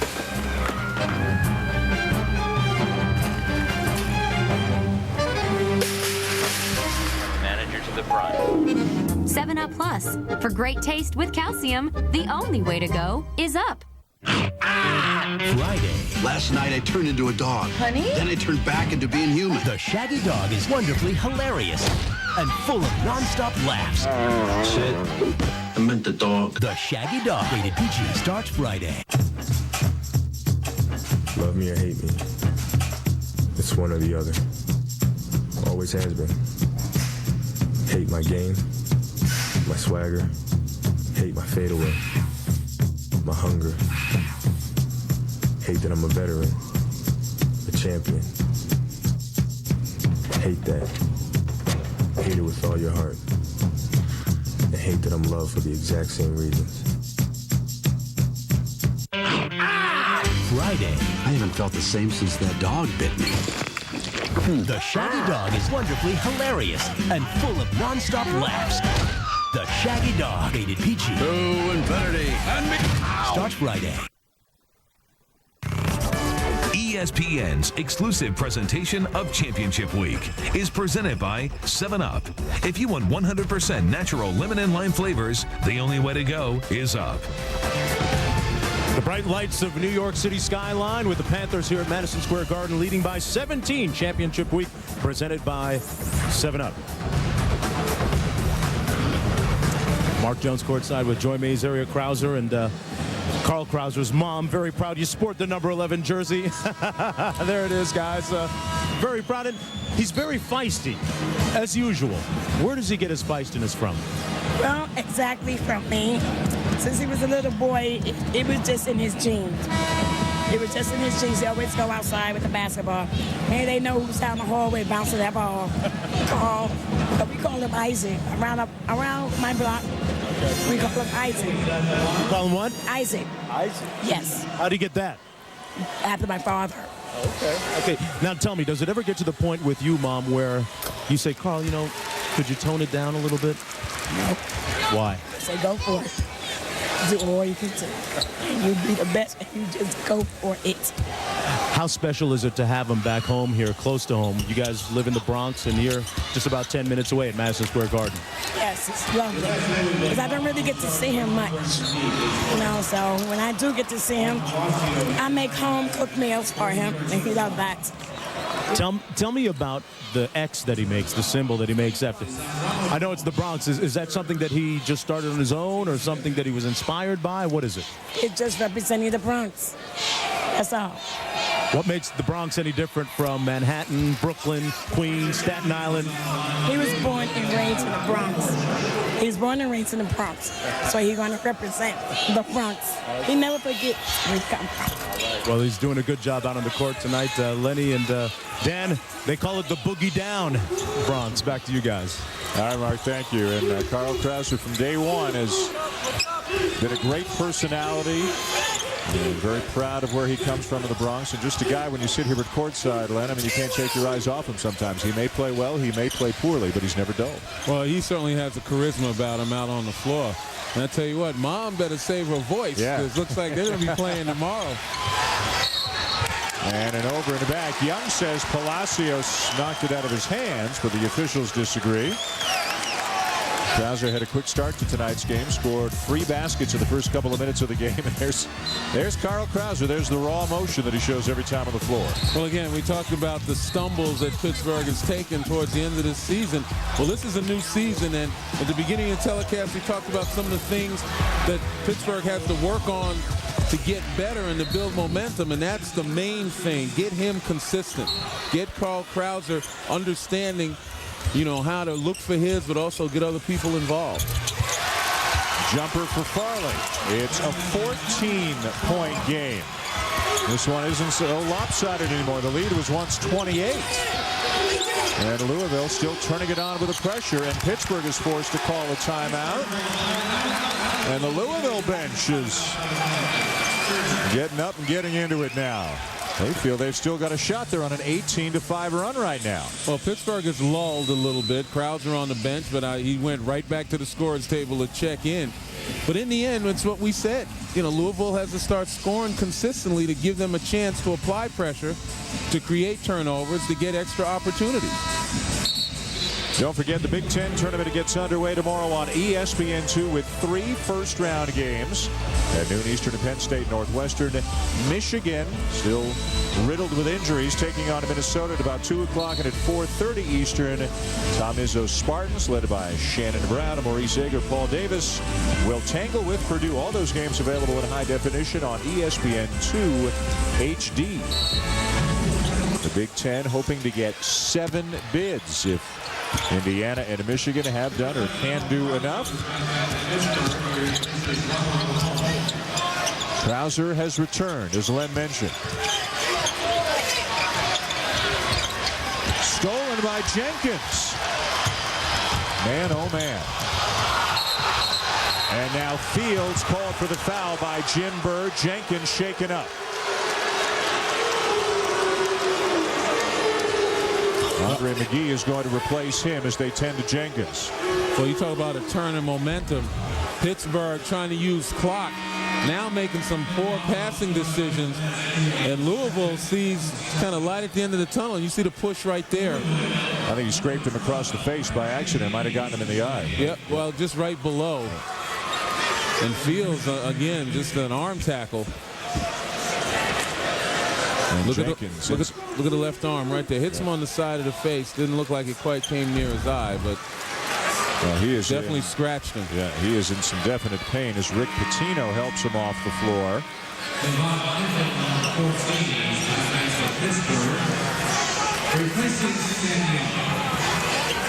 Hopefully did miss his eye, but whatever it was, he is in. Oh, yeah, he got his thumb in it. Yeah, got his thumb in the eye right there. Thanks for slowing it down, folks. So Brad Giannini has come off the bench. His first appearance of the night. It's the 17th foul on Pittsburgh. So 1-1, and Giannini comes in cold and knocks down the free throw. Junior out of Alpharetta, Georgia. He's now hit 10 out of 13 from the free throw line. Big free throws there. It's a 12-point game, and now Giannini will go right back out, and Andre McGee will check in, and the Louisville faithful making more and more noise as this becomes less and less of a laugher. Well, this may have been the thing to get Pittsburgh's attention. You know, they've been coasting for the last 10 minutes or so, and it's gotten them in trouble. They've lost their edge. Farley called for the block on Aaron Gray. Number 4 on Terrence Farley. At one point in this game, with about 4.5 minutes to go in the first half, it was 33-5 for Pittsburgh. A 28-point deficit is now 12.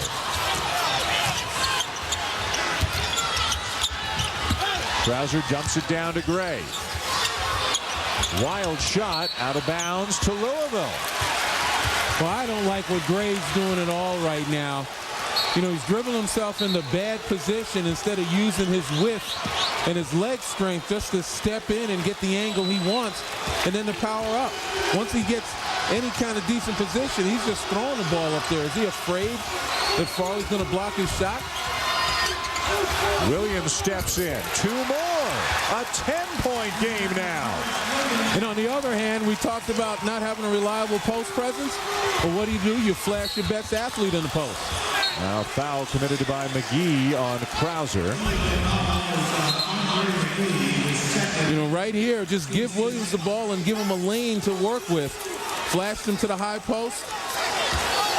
And he dribbled himself in a position for that shot. And now there's a newfound confidence. As low down as Louisville was in the first half, this is how high they are at this point in the game. Meanwhile, Pittsburgh is struggling to score in this half like Louisville did in the first, as Fields is called for the offensive foul. Pittsburgh has scored only 9 points in the second half.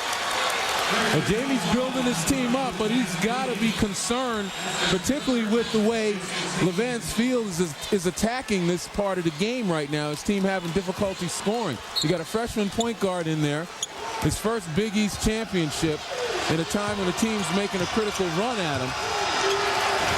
I don't know if this is the place and time to learn a lesson. It's a 22-5 run for the Cardinals. The Panthers have missed their last 10 shots in a row. Dean inside. Farley. Again.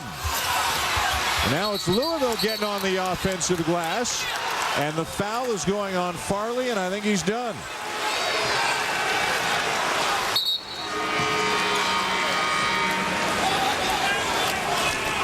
Well, again, we talked about Terrence Farley and what he's capable of doing.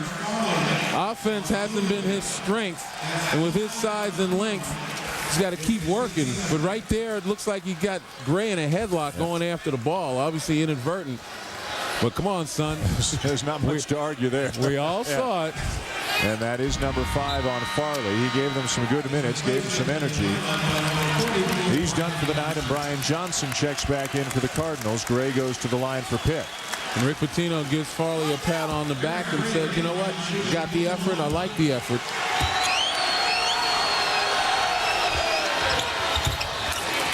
There has been a talk, apparently, Len, that Rick Pitino has said publicly on occasion that he is not sure, should Louisville be invited to the NIT, that he would accept the bid, depending on how they finish and with so many young players. And it's not something that's done often. I remember Big John Thompson at Georgetown a few years back, I believe, or maybe it was Craig Esherick. It was the Craig Esherick era. Turned down an NIT bid. So we'll have to wait and see if that is their ultimate fate, how Coach Pitino feels about that. Good hands by Krauser. He sniffed that out. Boy, if Louisville could only get Taekwon Dean going. Got a couple of other guys in there battling, playing pretty good basketball. Taekwon Dean still trying to do a little bit too much. 2 for 9 from the floor, 6 points. 12-point lead, Pittsburgh. Gray. Much stronger move. Much stronger move. And he'll be rewarded with free throws. Take a look here in the post. Avoids the double team just barely. And got a handful of jersey, does Johnson. And Mama She didn't say anything. I know she's saving her voice right now. Ryan Johnson to foul his third. She may have another day, 2 or 3, that she'll be screaming for her son, depending on how far they get in this tournament. And even though they're the 6th seed, the way this league has been this year, nobody would blink an eye if a 6 seed or a 5 seed won this tournament. There are that many good teams in this league.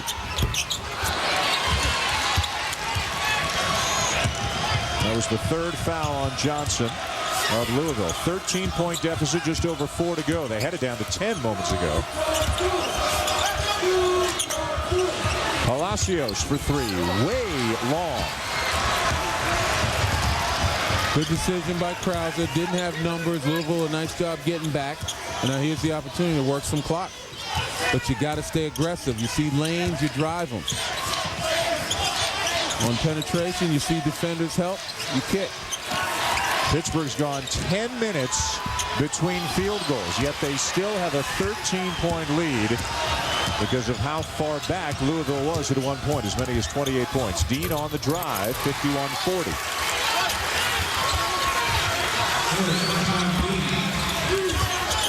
So you talk about wearing down. It takes so much energy to come back. And you witness, by the way, Louisville is playing pressure defense. I mean, they're expending an awful lot of energy, and Pittsburgh is just hoping that they finally run out of gas. And the Panthers will use a 30-second timeout. They're next to last. The winner gets a date with West Virginia tomorrow night, just after 9 o'clock Eastern, right here on ESPN and ESPN HD as well. We have Syracuse, Connecticut, and Georgetown and Marquette in the day games, and then Villanova against Rutgers, which pulled off an upset over Seton Hall in our first game of the evening session. Tomorrow was the day, I think, where people said all along back in November, December, boy, you look at the quarterfinal matchups and there will be so many good teams and so much on the line and so many teams fighting for their lives. And in the case of, say, a Syracuse, that may be actually true as they go to play UConn tomorrow afternoon. Well, it certainly may well be. And again, this is an opportunity for Syracuse. They were able to weather the first storm. You know, they have played with Connecticut, albeit not from beginning to end, but during the course of the game, even though getting blown out, they're able to make a comeback. But in the end, I think it comes down to the experience and the will. Jerry McNamara showed today that you can't underestimate the will of a guy who's already experienced a championship experience. And here he is as a senior, doesn't want to go out on the note so far of not being in the NCAA tournament. Now, he had his senior day. He doesn't want to play at the Carrier Dome anymore. He wants to play in the big dance all 4 years. Shot clock at 2. Graves. And a violation will turn it over to the Cardinals and send us to a media timeout with 2:47 to go. Pittsburgh not playing really well right now, but trying to hang on for the victory. Excuse me, are you still relying on your broker for investment ideas? Got an alternative? I'm listening. Are you kidding? Who's got time to do it yourself? I invest for myself at TD Waterhouse. They make it easy to come up with my own investment ideas. With tools like their stock screeners, TD Waterhouse helps you find investment ideas in the time it takes to make a cup of coffee. You can do this. Switch to TD Waterhouse, the alternative to higher-priced brokers. You think plans. Office Depot thinks paper. You think locations. Office Depot thinks laptops. You think how to build your business. Office Depot thinks how to supply it. And now through Saturday, get $5 off your next purchase at Ink Depot when you return an empty ink or toner cartridge for recycling. You take care of business. Office Depot takes care of you. Taking care of business. How's business? We got new cars for our execs. What do you got? We've got a secure network. We don't have to commute. Check. Company barbecues? Secure network. We commingle 24/7. Yoga. Stress reduction. Secure network. No stress. Check. Espresso bar.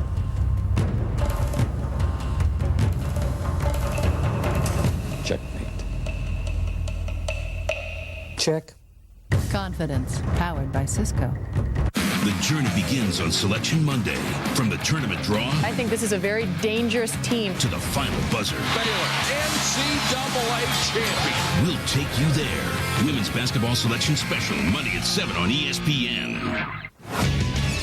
Tonight on SportsCenter, 1st and 10, how the NFL owners and players reached an agreement. The Big East tournament tips off with huge drama, and Barry Bonds' teammates respond to the new steroids allegations. SportsCenter after the game. And back here in New York with SportsCenter coming up next, immediately following the conclusion of this game. Time now for our Nike game track. Pittsburgh leading by 11, at one point led by as many as 28, but they have gone cold offensively here in the second half. Louisville's pressure, intensity, it has paid off to a certain extent, but will it all be in vain? Just 2:47 to go when Louisville is still down 11. We saw Brandon Jenkins go out with an injury earlier, apparently poked in the eye by Levance Fields a few minutes ago. For the latest on him, let's go to Mark Jones. Yeah, right now, guys, Jenkins still being tended to by a doctor on the sidelines. Here's a look at the injury. Poked in that right eye, and one of the doctors tending to Jenkins tells me a few moments ago that he has a corneal abrasion, and he won't be back in the game for the rest of the evening. Back to you.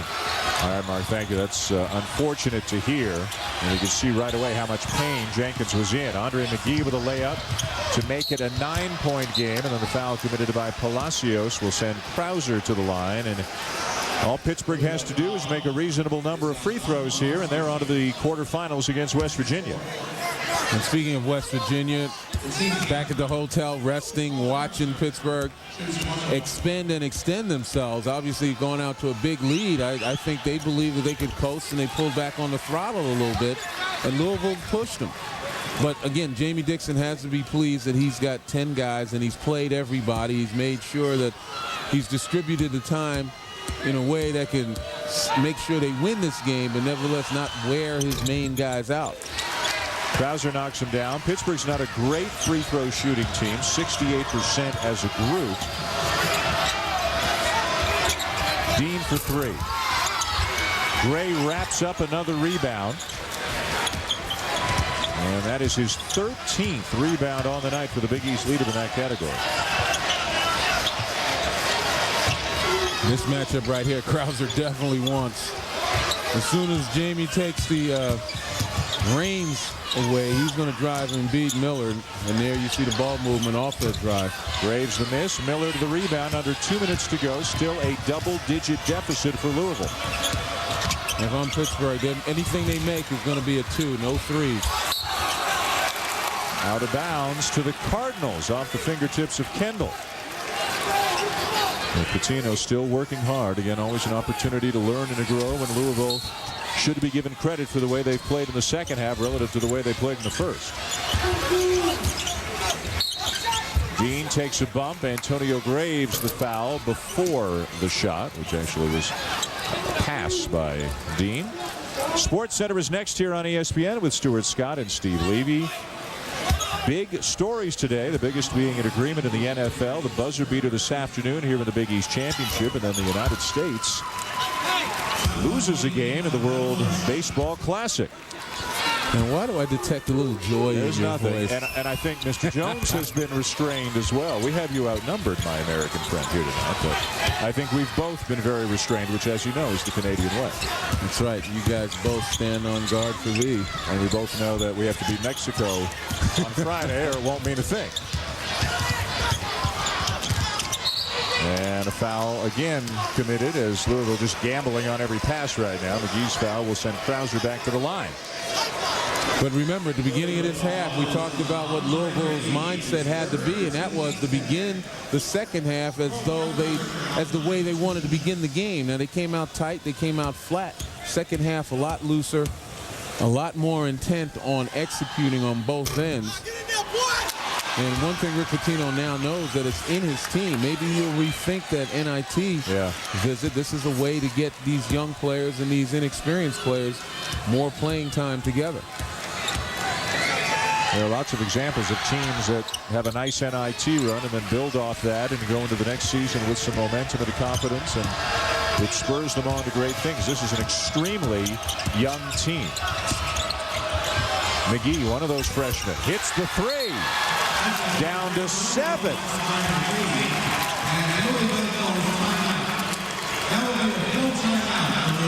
Well, Louisville started this game in a 16-0 hole and haven't had it this close since way back at the beginning when it was 6-0. McGee, the 3, the timeout by the Cardinals. The clock is the best friend that Pittsburgh has right now because Louisville is not going to let them walk out of here easily. And we referred earlier to the 31-point comeback that Rick Pitino had when he was Kentucky's coach against LSU. Well, again, I'm sure Pittsburgh is talking about how they want to break pressure and what happens once they get it over the half court. Now, if I'm Jamie Dixon and my guys have a clear path to the basket, if they have a 3-on-1 type of advantage break, I'd attack. I wouldn't leave anything for granted. I'd force Louisville to come and play defense. But if they have numbers back, I'm not forcing anything. I'm backing it out, and I'm using the clock. And obviously Louisville has only one alternative. Separate Pitt from the ball. That's right. And get down and get some shots. The biggest deficit tonight for Louisville was 28 points on 3 separate occasions late in the first half. It took Louisville 8 minutes and 45 seconds in this game to score a point. They were down 16-0. At one point, they were down 33-5. They were down 39-16 at the half. It's now 54-47. And I'm sure Rick Pitino urged his guys to dream of greatness. They get it over. Nearly stolen. They're going to foul Ramon. Ramon is the best free throw shooter Pittsburgh has, so the reach-in foul will send Fields to the line. He's 68%. They're all about the same, other than Krauser 72, Kendall 71, Graves is 70. Really, Ramon is the only one who stands out. He's 83. And that's quite a difference from the, high-seeded Big East champion Pittsburgh teams that won despite not being great free throw shooters. Yep. Even their best player at the time, Brandon Knight, who some of those years really struggled to shoot free throws.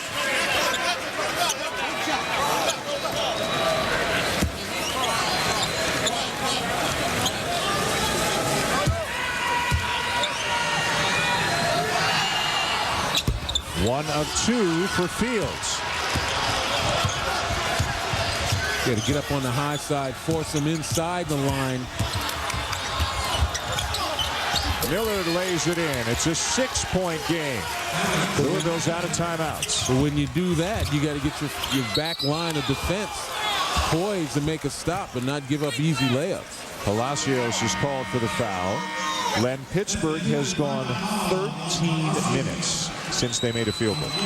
Well, I think a lot of it was that they eased up off the throttle. Really lost their focus, lost their zest for this game.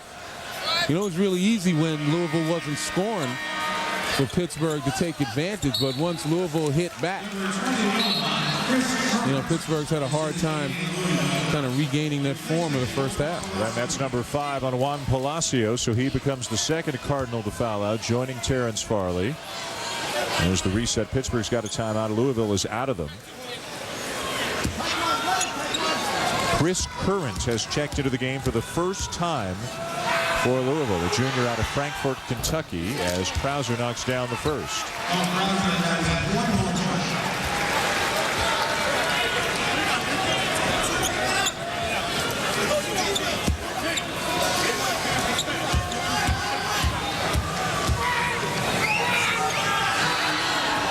And a couple of big free throws right there for the Pittsburgh cause. Got to get on top, make him go inside the line. A block is the call on Graves.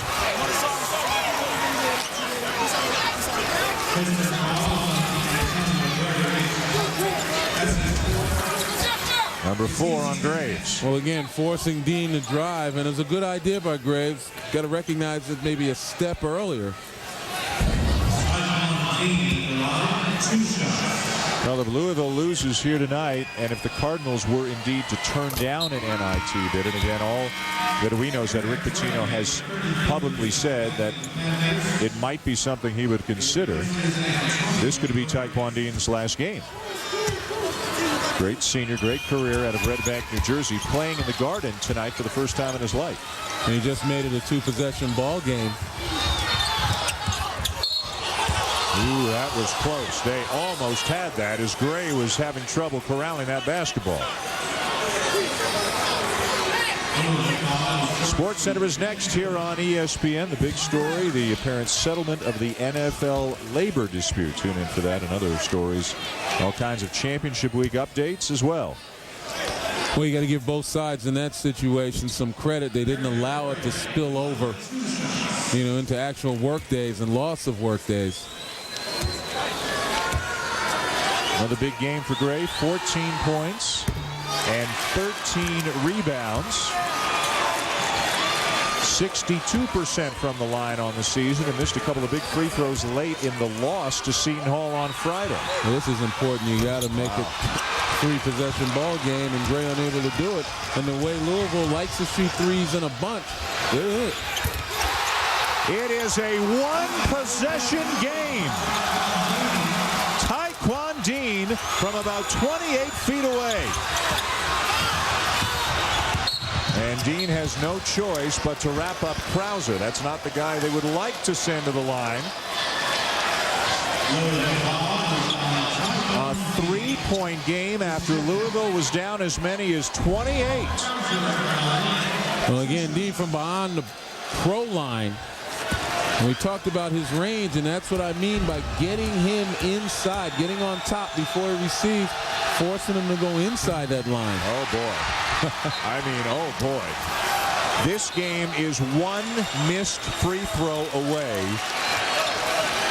from taking us to a place that none of us ever could have envisioned it would go back in the first half.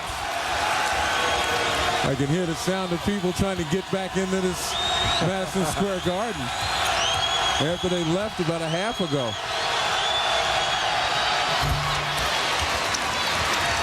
Well, they've got time, perhaps, to score, foul, and hope for the best one more time. Dean got knocked down, so McGee has it swatted away by Kendall. And they're down to 11.4 seconds to go. And with Levon Kendall playing kind of goaltender right there, he's much more mobile, much more elevation than Aaron Gray, and avoided the foul. His fourth block of the night. The three is short. Graves has it. They'll foul him, and that may just about do it.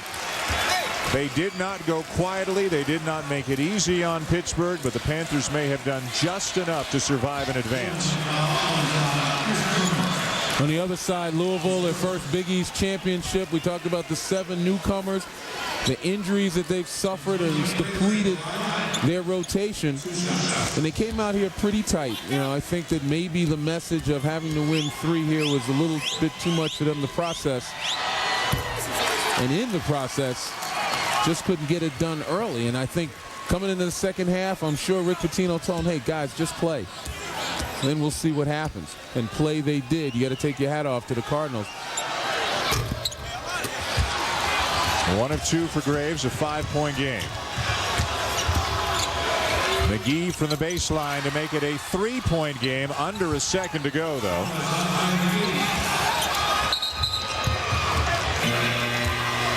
And Jim Burr called a foul. The horn went off to end the game, but this game is not over yet. Jim Burr called a foul before that ball was ever inbounded, so they should put 9/10 of a second back on the clock. When we take a look, there's the hold on Ramon right in the paint.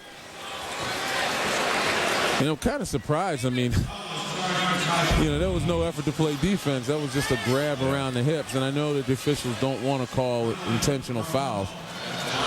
And they put Ramon on the line, but Dean was the only guy with the presence of mind knowing they had to foul somebody.